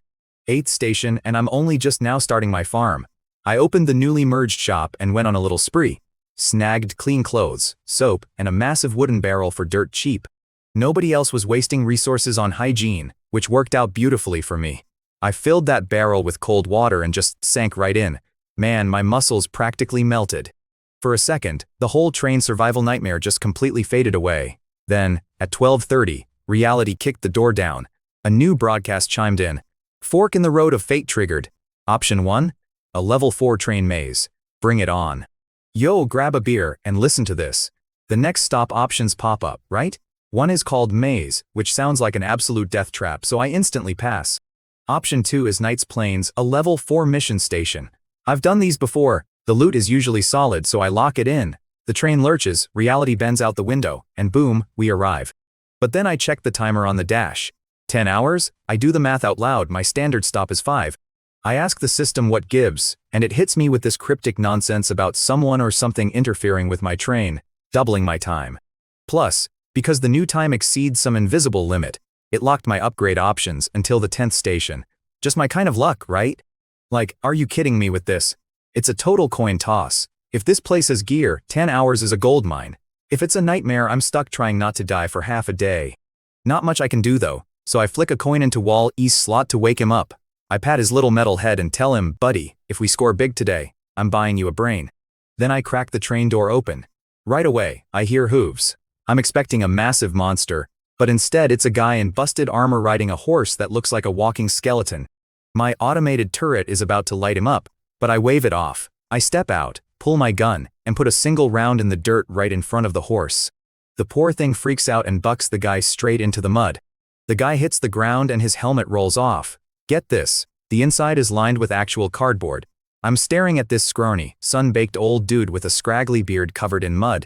He looks like a stiff breeze would snap him in half. But his eyes, man, they're burning with this wild, absolute obsession. I ask him if he's alright, just trying to figure out what I'm dealing with. He looks at me, sees the train, and starts rambling about how I just crawled out of a dragon's belly. He literally calls me a great dragon knight. Before I can even process the crazy, this short, pudgy guy trots up on a donkey. The crazy old guy calls him Sancho and introduces himself. Don Quixote. Yeah, you and I are thinking the exact same thing. The actual Don Quixote. So now I realize these train stations can dump me into a storybook world. The guy from the book I read in school is standing right there. He dusts off his rusty armor and insists my train is a dragon, while Sancho tries to explain it's just a metal box with wheels. The old man isn't having it. He spots 34 windmills out in the fields and starts screaming about long-armed giants. He gets back on his bony horse and charges them. I'm standing on the train, waiting for him to get wrecked by a blade. But then the air ripples. For one split second, I swear on my life, those weren't windmills. They were actual giants. I rubbed my eyes hard, and suddenly they were windmills again. My stomach dropped, and I booked it straight back inside. My purification stone kicked in, chilling my nerves. I looked out the glass, and sure enough, they were giants again. I pulled up my stats and noticed a new buff under my spirit level called Witness Truth and Falsehood. The old man wasn't crazy, he was seeing the real world. Out in the field, a giant swatted Don Quixote like a fly. The second he hit the dirt, the giant snapped back into a windmill. Sancho was losing his mind, begging his master to see reason. They started to pack up and limp away. I couldn't let my only lead walk off. I leaned out the door and yelled, "Hey, are you seriously running away? Don't you want to be a real knight?" I pointed dead at the wheat field and told him those giants were destroying the land, and a true knight would never back down. You are not going to believe this part. Don Quixote stares at the wheat field, and I kid you not, those windmills start turning into massive freaking giants right before my eyes. They are reaching these huge arms right at him. The old guy doesn't even blink. He yells out something about me being a great dragon knight, slaps on his busted helmet, and charges. Sancho looks at me like we both belong in a psych ward. I pull my black gun. The exact second the knight's raggedy lance taps the monster, I pull the trigger. Bang. The bullet punches a hole straight through the giant's hand, and the whole thing collapses howling. Don Quixote is jumping around cheering, but Sancho is just staring at the smoking barrel of my gun, stammering about me being some kind of magician. Picture this, man. Every time I fired a bullet, it nailed the exact spot this crazy old guy's lance hit. 34 windmills. 34 giants. 34 wild charges. The guy didn't have a drop of fear in him. And here is where it gets freaky. The air in the field actually started twisting. Even his buddy Sancho was rubbing his eyes, suddenly seeing long, spindly arms. Don Quixote was literally bending reality. By the end, he didn't even need my gun. He was tearing through them with a busted lance, purely because he convinced himself he could. When the last one dropped, he strutted over, covered in mud and blood, yelling about his victory. He called me the Dragon Knight, thanked me for saving knightly honor, and shoved his wooden round shield right into my hands. I asked what he'd use now, and he just slapped his chest and said he'd build another. We were knight allies for life. I was gonna hand it back, but then I read the item stats. It lets me summon him if I'm in danger. As long as I convince him it's a giant monster, the guy won't ever back down. I watched him walk off and thought, man, I might have just rewritten the whole story. If his belief actually reshapes reality, I just secured an invincible bodyguard. I stashed the shield on the train, but then my brain clicked. The dead giants in the field were slowly turning back into plain old wood and canvas. The belief magic had a time limit. I sprinted back into the dirt, yelling for my workbench. No way I was letting free loot just vanish on me. I fired up the processing module to salvage these bizarre corpses. The haul per body was one giant skeleton, one weird dream crystal, and one massive chunk of flesh. The crystal supposedly lets you wake up inside a dream, which sounds pretty useless to me right now. Time for some quick math. 10 minutes to process one corpse. 34 corpses meant over 5 hours of work, but since they were turning back into windmills, I was racing the clock. I only scrapped 13 before the rest reverted. 13 skeletons, 5 crystals, and 13 blocks of meat. I am definitely not eating humanoid giant meat. That is disgusting, but I slapped it all on the trade slots for 1 train coin a pop. Desperate people in the global chat immediately lost their minds over cheap meat.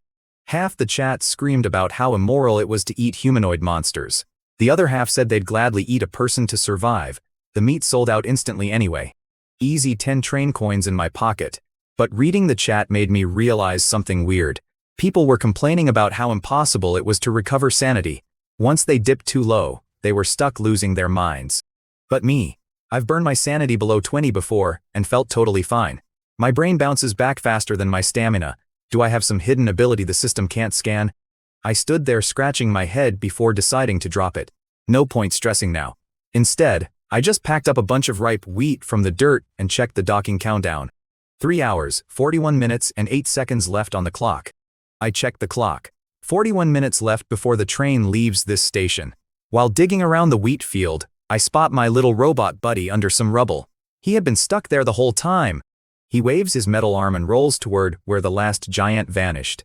I shove some rocks aside and spot a dark golden fragment. My heart practically stops. It is the last third of the blasphemy card.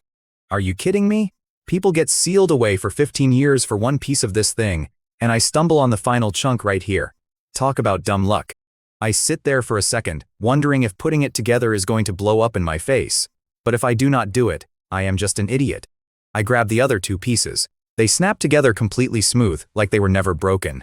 The second they touch, this dark golden light explodes. The card floats up, and suddenly there is this awful whispering in my ear. It gets louder until it sounds like 100 people screaming in some twisted core. I practically pull my gun to shoot the damn card, but the noise just stops, and it drops right into my hand. Creepy stuff, man.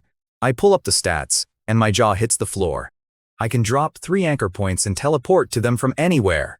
I can even banish enemies into the wilderness, though it burns my anchors. But then I see the last ability called Return. The cost. It just says it drains all your sanity with 3 huge question marks. Yeah, no thanks. My mental energy has never hit 0, and I am not about to experiment to find out what happens when it does. I figure I should test the safe stuff first. Setting an anchor costs 50 mental energy points, which is a total bargain. I lock one right inside my train. Then, I step outside, pull the card, and say, sail. Another 30 points gone. Instantly, it feels like I am drowning in a pitch-black ocean. Super heavy, with those creepy whispers back in my ears. But boom, a second later, I am standing right back inside my locomotive. The card turns gray with a 1-hour cooldown. Not bad at all. Suddenly, my system screen chimes. A private chat pops up with that blonde girl Shaya. She asks if I already found the 3rd piece and put the card together. I just stare at the screen. So much for keeping it a secret. She absolutely left some kind of tracker on the piece she gave me. Very sneaky, but I respect the hustle. So I didn't even try to hide it. I shot back, yeah, I synthesized it. How'd you even know, Shaya? She gave me this whole I have my ways, respect your senior routine. But man, you could practically hear the bitter sigh through the damn screen. Think about it, she'd spent years hunting for just a fraction of a fragment, only to have it sealed away. Meanwhile, here I am holding the Holy Grail. She tried to play it cool though. She typed, whatever, I'm not asking. Just keep that thing hidden. Don't flash it around, don't use it, and definitely don't hand it over. She threw in a little goofy emoji and logged off. Honestly, I bet she was sitting in her cathedral, staring at the ceiling, wondering why the big guy upstairs didn't pick her instead of my dumb ass. My heart was beating out of my chest over this card, but Shaya's warning dumped ice water on me. It hit me, we aren't the only ones out here. There are veterans around with firepower I can't even touch right now. Getting cocky would just get me killed. So I figured I'd stash the card in my safe box. But wait, if it's locked up, I can't grab it outside the train. Then a genuinely insane idea hits me. The safe box is technically an item, right? Could I shove the entire safe into my special storage unit? I dragged the heavy-ass box over to test it, and holy crap, it worked. I hacked the system for 4 extra slots. I tossed in my level 3 bullets, the virus serum, a spare carriage, and the purification stone alongside my fruit and the card. 7 crucial items ready to pull out of thin air. Honestly, I'm a freaking genius. 3 hours left on the clock. My VIP departure button flipped from gray to a nice, shiny green. Time to blow this joint. I slammed the button, the spatial tunnel ripped open, and my train roared back into the endless wilderness. I'm cruising until the system broadcast kicks in. All conductors have left platform 8. Extreme weather tomorrow. Monsters will hunt the trains. Anything moving under 50 kilometers an hour is dead meat. The global chat instantly exploded. Guys were losing their minds over the speed hike, talking about frantically upgrading their wheels just to scrape by. But you know what? Some dudes were actually gloating, yelling at the slackers for not hoarding resources earlier. You could tell right then after the server merge, the absolute rookies were mostly gone. The people still breathing actually knew how to survive. People weren't totally freaking out like the early days though. You didn't even strictly need to upgrade your train to hit the speed check. Remember that guy from the 7th station who peddled his way to survival? He was selling blueprints for a human-powered generator bicycle on the market. 1 train coin, and you could pedal your heart out for an extra 10 kilometers an hour. Sure, you're mortgaging your future energy, but you stay alive. Personally, I wasn't sweating it. I tapped my sunshine doll to check tomorrow's forecast. Blizzard. Awesome. Right then Shangwin slides into my messages asking for the weather. I hit her back with a flat, 1 train coin. She definitely cursed me out, but the coin transferred anyway. Pleasure doing business, I told her, bundle up. That got me thinking about my buddy Zhao Lin and her crazy luck. She hit me back instantly. Hey brother Yi. Not bad. I just got my train to level 3. I was genuinely shocked. She just hit level 2, so her last stop must have been a total goldmine. Of course, that meant her next station's misfortune was gonna be brutally bad. Then this girl actually tries to hustle me. She offers me an ice shaver machine, plus a massive block of ice, for 1 coin. I actually laughed out loud. Nice try, I told her, keep the coin, but how about I trade you tomorrow's weather intel for the machine and the ice? She agreed in a heartbeat. The second the machine materialized, I told her about the blizzard. She completely flipped out, thanking me before running off to hoard winter gear. Meanwhile, I'm sitting there cranking out fresh shaved ice. I crushed up some white forest fruits for syrup, took a bite, and man, Absolutely unbeatable. Let's look at this piece by piece, shall we? I pull up my upgrade menu. There is one level 4 upgrade left, a smart chip for 10 train coins. After slinging that giant meat, I am sitting pretty at 17 coins. I buy the thing, and this little blue chip pops into my hand. I could use it for planting, but my robot buddy needs it more. I trigger my sublimate ability. My stamina drops from 104 down to 64, but the chip upgrades into an emotional smart chip. It promises to give machines real feelings. I bend down, tap Wall-E on his metal head, and tell him I always keep my promises. The chip melts into blue light and sinks right into his body. Sparks fly, and suddenly, his camera eyes blink at me like he is actually alive. I got this little robot now. Toss it a coin, it fetches loot. I call him Wall-E. I tapped his iron head and told him to fetch water. Instead of acting like a toaster, he covers his head with his claws like he is being bullied. It was hilarious. He rolls off and actually brings my cup. I told him he did good and I would hit him less. He nods super fast, so naturally, I tap him one more time just to see his reaction. He looked so pathetic I cracked up and promised I was done. Having this dude around makes the endless train rides less depressing. Made me wonder if I should build a lifelike doll like Shia did, but the next morning, reality hit hard. I looked out the window into a massive blizzard. The whole place was a frozen wasteland, and suddenly, an army of snow wolves started chasing my train. Look, you and I know how brutal this place is, but picture this. Other conductors were stuck on level 2 trains, freezing in -30-degree weather, or getting ripped apart by monsters. Meanwhile, I was in my level 4 train, a perfect 72 degrees, kicking back and eating shaved ice. I had Wall-E up on the roof scraping together snow blocks. I gave him a battery charge, threw on a wolf pelt, and packed the ice away in the freezing storage car. Figured I could sell it when it gets hot. Right then, the Fork of Fate popped up with 2 choices. Goblin Fortress at level 4, or Shriek Village at level 5. Both were hunt platforms. I really wanted to see what makes a hunt platform different from a slaughter one. I went with Shriek Village. Level 4 or 5, neither was going to be a problem for me, so why not go for the better payout? When we broke through the void, everything outside looked exactly the same. Endless, blinding white snow. Then I spotted a tiny black dot moving toward the tracks. A guy. Soon as we pulled up, he starts screaming at me, calling me Hunter Sir, begging me to save his village. He was going nuts over the train. My sentries didn't shoot him, so I figured he was safe. I popped the door open and let the freezing wind in. I looked this guy over 40s, blonde, scruffy. He kept calling me Hunter, which meant that was my role here, and I probably wasn't the first conductor he had met. I told him to cut the act. I was just passing through, and I needed the facts plain and simple. He dropped straight to his knees, telling me vampires took over his village and strung everyone up like living blood bags. Said his old man knocked one out long enough for him to escape. Then he hands me a wrapped box with shaking hands. Inside, 1 single train coin. For a level 5 platform, give me a break. But I did the math. This was just the down payment. The real payday would come from turning those vampires to ash. I told him to wait outside and lock the door. Time to gear up. I grabbed the mithril gear I got back in Doomsday Town, the cross, the crossbow, the ritual sword. I spent some energy bumping the bow and sword to level 3. Good for playing the part, sure. But if I ran into a real heavy hitter, I was trusting my guns over some pointy silver stick any day. Dealing with vampires meant bringing out the big guns. I grabbed my Great Mercy heavy machine gun, an absolute beast. Wall-E kept bumping my ankle, so I tossed a coin on his head. He squeezed out the chute and vanished into the snow. I opened the door, looked at the scruffy guy still praying, and told him to move. On the walk, I learned his name was Otanley, the village chief. His grand escape route was actually a secret tunnel he dug to sneak off and visit young widows. You can't make this stuff up. We crested a hill and saw the place. Dark red blood against pure white snow. Swarms of bats hanging under every roof. I could hear people screaming and sick, manic laughter echoing up the hill.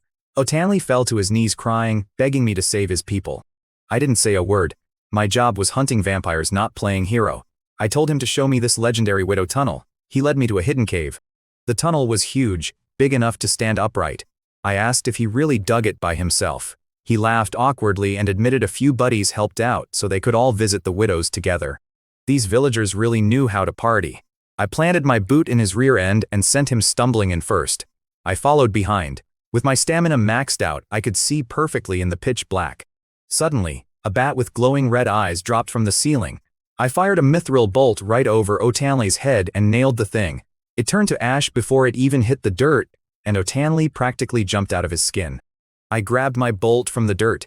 Bats meant one thing: total trap. Right on cue, a swarm of them blocks the exit, and a dozen pale freaks in cloaks step out of the shadows. The lead vampire cackles, bragging that they let my guy escape just to lure a hunter here. Beside me, Otanli is having a meltdown, swearing he had no idea. I told him to chill. I knew it wasn't his fault. I counted the vampires and sighed. Honestly, I was disappointed. Only 13 of them. The leader laughs, claiming my weapons are useless since they are invincible in the dark. He orders his crew to drain me. I just smirked. Invincible in the dark, huh? Let's turn on the lights. I snapped my fingers, and a glowing stone appeared in my palm. When that light hit them, panic washed over their pale faces. They tried to run, but it was too late. I told Otanli to close his eyes. I pull out the pure purification stone and let it rip. It erupts like a flashbang, flooding the tunnel with blinding light. The vampire bats and blood clan freaks didn't even scream before vaporizing to ash. Otanli is rubbing his eyes like he's in a fever dream. I tell him we're moving out. We step out, and I nail a few enemies with mithril bolts. We are in his old home, but these bloodsuckers turned it into a slaughterhouse, piling drained corpses in the corner. I step outside, and dozens of blood clan guys launch into the sky, bats swarming everywhere. Their leader starts monologuing, demanding I surrender. I don't even let the guy finish. I just hold up the purification stone and blast them with the light again. It's honestly like swatting flies. The radiance expands, turning them all to dust in midair. A few try to run, but my bolts make sure absolutely nobody is walking away. Took me 2 solid hours to sweep that whole place, making sure not a single bloodsucker slipped away. I looped back to Otanli's house, and the town looked clean.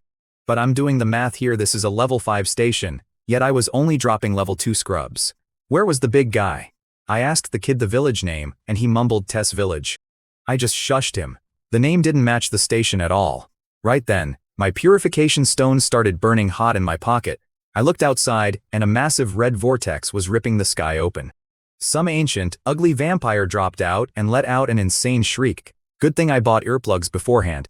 I just smirked. The system flashed shrieking blood ancestor, level 5, revives corpses and drains sanity.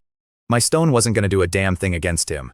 So this blood ancestor guy lands in front of me, surfing on a pile of bats with this arrogant smirk. He starts monologuing about how some hunter whacked his ancestor on a train 300 years ago. Now he wants me to kneel and be his immortal blood slave. A level 5 station boss pitching me immortality? I actually laughed and tossed my purification stone into my bag. Otanli, the poor guy hiding next to me, totally panicked, thinking I was giving up. I just told him to chill. No way I am bowing down to some overblown bat. I just snapped my fingers, and my golden heavy machine gun materialized. The boss tried giving me the foolish human speech, but I pulled the trigger before he could finish. One bullet. Boom. Blew his rotting hand clean off. He went tumbling into a snowbank, screaming his head off in the freezing cold. The guy starts squealing about the pain, completely freaking out. You could see the sudden panic. This centuries-old freak realized he was about to get clipped and tried to make a run for it. I just unleashed a storm of golden bullets. With these weird Buddhist chants echoing around, the gunfire shredded the old bat. In 5 seconds flat, he was nothing but ash blowing in the wind. I shook out my hand from the recoil and noticed Otanli standing there with his jaw hitting the snow. I snapped him out of it, and he actually asked where the vampire went. Dead, obviously. Any regular level 4 conductor would have been dead meat against this boss, but I am walking around at level 4 with a level 6 weapon. Do the math. Total overkill. Every single one of his creepy zombie tricks got completely shut down by my gear before he even got to flex. I checked my stats to see if his mental tricks did any damage. My mental attribute took a hit, but that madness status never kicked in. My head has been completely clear lately. Digging through the snow and ash, I found this gross, wrinkled heart. The system called it a blood clan barren heart. Eating it turns you into a vampire, giving you night vision and bat summoning. But it blocks you from being human again and slaps you with a race traitor title. I took one look and knew it was complete garbage for me. No way I am giving up being human to look like that ugly bat. But you post a fantasy vampire class in the public chat, and people will lose their minds. I tossed the nasty thing into my pocket, figuring I could flip it for a serious profit. So this is what a hunting station actually means. You bag the boss, loot the gross corpse, and get rich. I was ready to wrap this station up when I spotted tire tracks in the snow. I followed them to Otanli's backyard, and there is my robot, Wall-E, using his claw to literally dig up a coffin. He pulls out a beat-up wooden box from next to the skeleton. I had to laugh. Who hides a treasure chest inside an actual grave?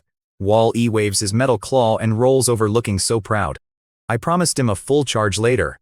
Then Otanli creeps up, totally frozen, asking why my robot just robbed his ancestor's grave. He spots the box and says a hunter supposedly left it here 300 years ago. Wait, 300 years? That means an old train conductor left this level 5 chest behind, who just leaves top-tier loot sitting around. Doing the math, if new survivors drop in every 3 years, this twisted train game has been running for at least 100 cycles. That is completely insane. But that math did not add up. Shaya told me she hardly saw conductors from older batches. With her train past level 50, she would know way more than a rookie like me. I just let the headache go. I looked at Otanli and spun a quick lie, telling him the box was what drew the vampires here, and taking it would keep him safe. The poor guy bought it completely, bowing and thanking me. I turned to leave when he came jogging through the snow, stammering about being the only one left alive. I knew exactly what he wanted, so I cut him off flat. I told him my train only has one seat. You and I know I do not play team survival. I do not trust strangers, and nobody boards my train. Otanli just stood there freezing, totally crushed. I tossed him some coins and told him to pack up, get out of this ghost town, and use that cash to hire the next hunter he runs into. I flashed the coin in Otanli's face, tucked it away, and told him finding more was up to his own garbage luck. I wasn't sticking around. The snow was whipping me like broken glass, and I just wanted the sweet artificial heat of my train. I barely made it back, peeled off my frozen coat, and face planted onto my mattress. I yelled for Wall-E to fetch some beef. He gave me this pathetic look, so I compromised. He fetched, I grilled. Once the meat was sizzling and feeling returned to my toes, I checked my loot. A level 5 chest. Obviously I hit it with my sublimation skill. Cost me 40 stamina and 30 spirit. Boom, level 6 chest. I popped it open, expecting an absolute mountain of loot, but aside from 24 train coins, there was just a piece of paper. A freaking blueprint. Look at this with me for a second, man. A blueprint for a patrol hunting mech dragon. Sounds awesome, right? Then I read the cost. 1,000 kilos of metal and 800 mechanical parts. I actually rubbed my eyes, thinking the cold had frozen my brain. The system even left a massive wall of text explaining how some dying high-level guy dumped it here out of pure spite. I still needed some weird item called a mind cube, but no way the scrubs in my sector knew what that was.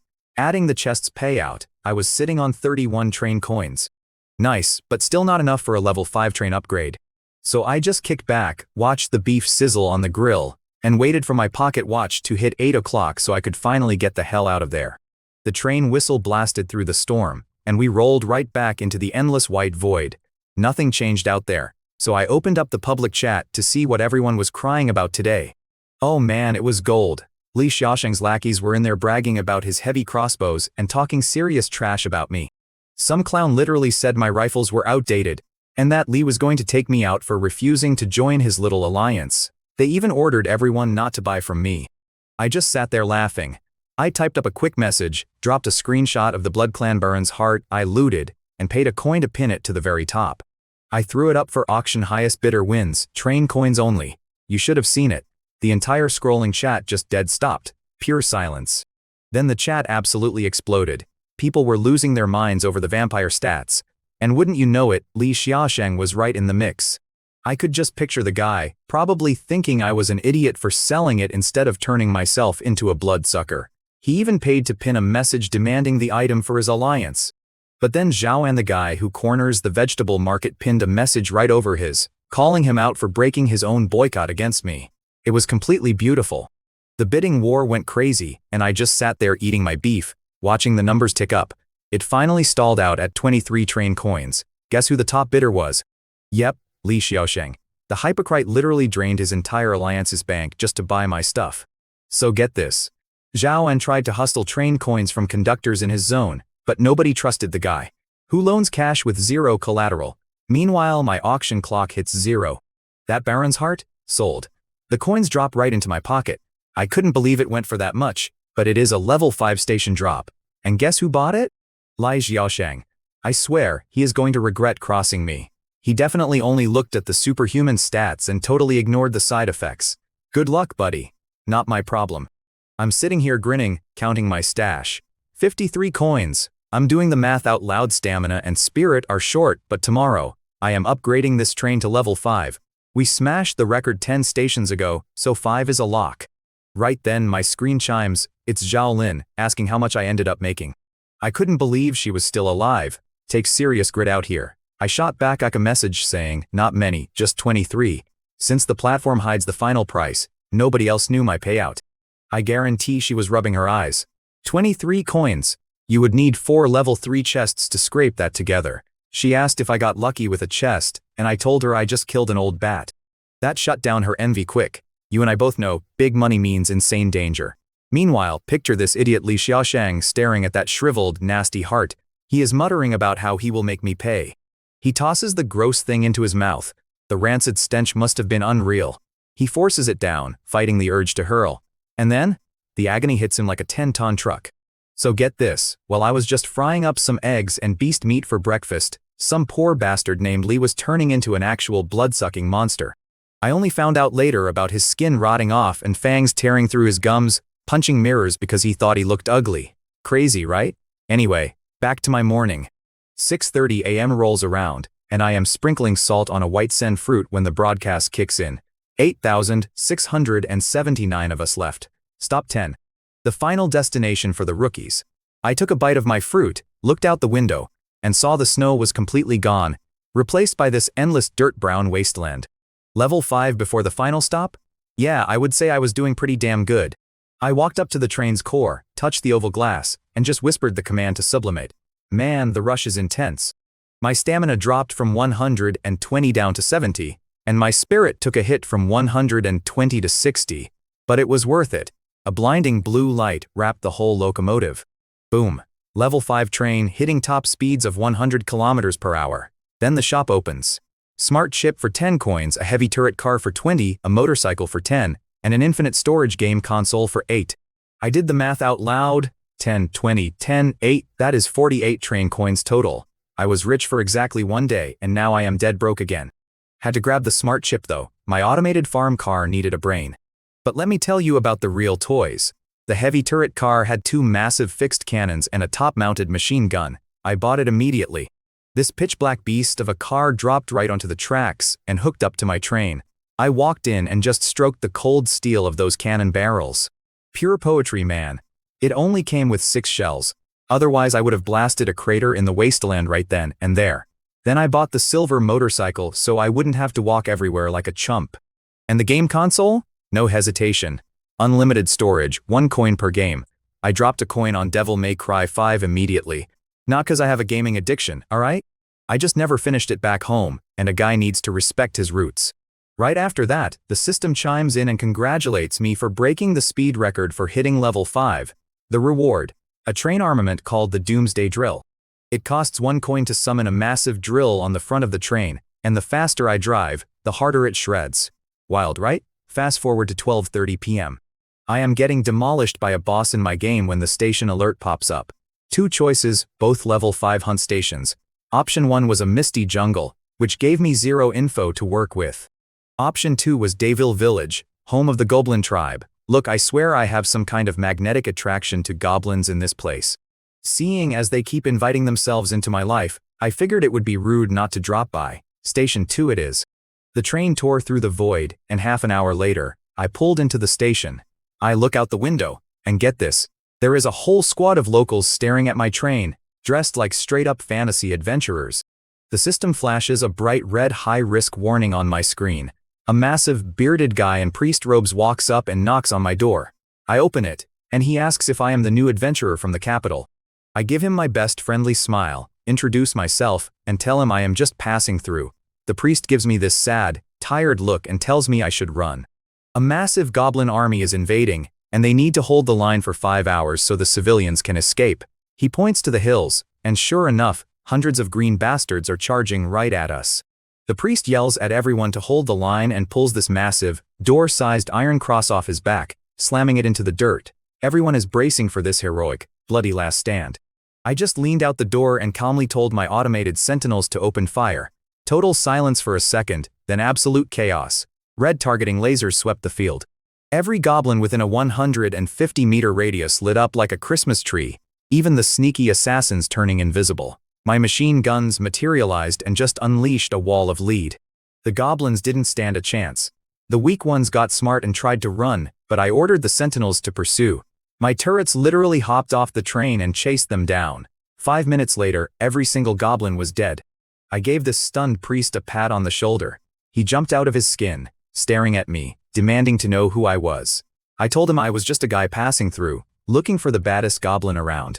He swallows hard and spills the setup. 5,000 goblins are surrounding this tiny village. His squad got hired by the royal family because some princess is digging around for something. They just have to hold the line for 5 hours. The guy leading the mob outside is a goblin general.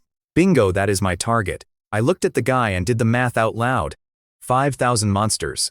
I told him I seriously doubted his crew could last 5 hours against that. He just gave this big booming laugh and bragged about his famous squad, swearing they could hold the line. Donald points at a glowing shield in the sky, swearing it will stop the goblins. I stared at that flimsy bubble and thought, no way, I am betting my life on that. He tells me to lay low since the tracks ahead are trashed. I busted out some cold beers, and just like that, we were buddies.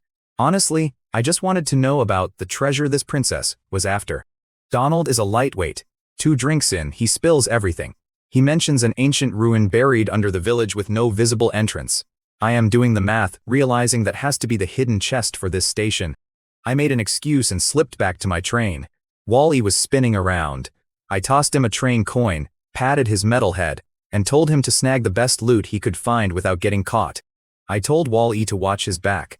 His camera eyes looked touched. He rubbed against my leg and slipped into the village, somehow finding the hidden entrance by a dirt hut. I walked back to the squad, and they started busting my chops. They joked about how I must be loaded, asking what I paid our own company for my train. One guy complained they had saved for 10 years and still needed 3 coins for their own ride. Our own company? I stopped dead in my tracks. Doomsday Town. That monster bought a cake from them. I sat down by Donald, handed him a beer, and casually asked what this ruin company was all about. Donald looked at me like I had 2 heads. He laughed and said, since I own a train, how could I not know? I just stared at him, totally deadpan, and told him the truth. Buddy, I did not buy this train. Donald gives me this bitter smile, shaking his big head. He is totally convinced I am some trust fund noble kid who bought a train to play adventurer. I let out a fake laugh, which completely sells it. Then I hit him with the real questions about our own company and those coins. He gulps his beer, leans on his giant cross, and shows me a train coin. He says Ruin showed up 200 years ago with crazy gadgets, and when an empire tried to rob them, their capital was wiped off the map overnight. His elite squad spent 10 years finding 12 coins. But I am sitting here doing the math. Shia told me 15 years ago RUN did not even exist. Are the timelines completely out of whack? And he swears those treasure chests only drop coins. I just nod, letting him keep his illusions. I try asking how you contact this RUN company, but Donald cuts me off. Whatever. I fake being drunk and stumble back to my train. Stick with me here, because this is where it gets weird. Do these chests only drop regular loot for conductors like me? Or is this whole setup just part of Donald's specific world? I shake it off, grab my coins, and try the summon phrase. Total silence. Looks like they only deal with the local natives. While I am puzzling over this, the goblins show up. These are not your average runts. They have real leather armor and spears. I decide to play it smart. I shut down my automated sentries, making it look like I burned through all my ammo. Donald and his crew look over at me with absolute disgust. I am kicking my feet up in the train, eating sunflower seeds and watching the fight outside my window. Donald is out there swinging that giant cross like a baseball bat, mashing goblins into green paste. They finally wipe out the vanguard, but they are completely beat up, relying on Donald's healing magic. The main army is 10 minutes out, and their mage almost lost a kidney. Donald panics and yells to open the barrier. This glowing bowl pops up over the village. The goblins bang on it, getting nowhere. I am thinking, okay, not a bad shield. But then the sky suddenly lights up. A massive spear wrapped in crackling lightning comes crashing down from the clouds, slamming right into the magical barrier. The whole thing starts fracturing and splitting apart like a cheap car windshield. The barrier shatters. Donald is frozen, screaming about how a goblin got a high-tier weapon. His guys are losing their minds, but it is too late. 5,000 goblins wash over the hill like a green wave. Right in the middle is this massive goblin general in black armor. His bracelet flashes, and that lightning spear flies back into his hand like a magnet. He smirks, but then spots my train. He actually flinches in terror, But then his ugly face twists with rage. He points that crackling spear straight at my train and barks an order. Half the army pivots and charges right at me. I just rub my chin, smiling to myself. You and I both know what is about to happen. I am staring at that lightning spear, thinking it will make one hell of a reward. They cross the 150-meter mark. My dormant sentries wake up. Time for extermination. Glowing red locking rings pop up under the goblins. I let a train coin dissolve into dark gold light, feeding it into the sentry system. Overdrive engaged. The sentry flares, giving me 30 seconds of double fire rate. The heavy machine gun turns that 150-meter zone into a complete meat grinder. Goblins are shredded instantly. The general stares like his brain short-circuited. The survivors try to run, but he lets out a massive roar. Their eyes go bloodshot, and they blindly charge back into the fire. He is totally trying to drain my ammo. Anyone else would be sweating right now. The sweet smell of local fruit barely covers the heavy stench of blood in the air. Finally, my magazines run dry, and the deafening guns fade out to dead silence. The general's face lights up with pure joy. He swings his lightning spear, ordering the rest of the horde to charge my train.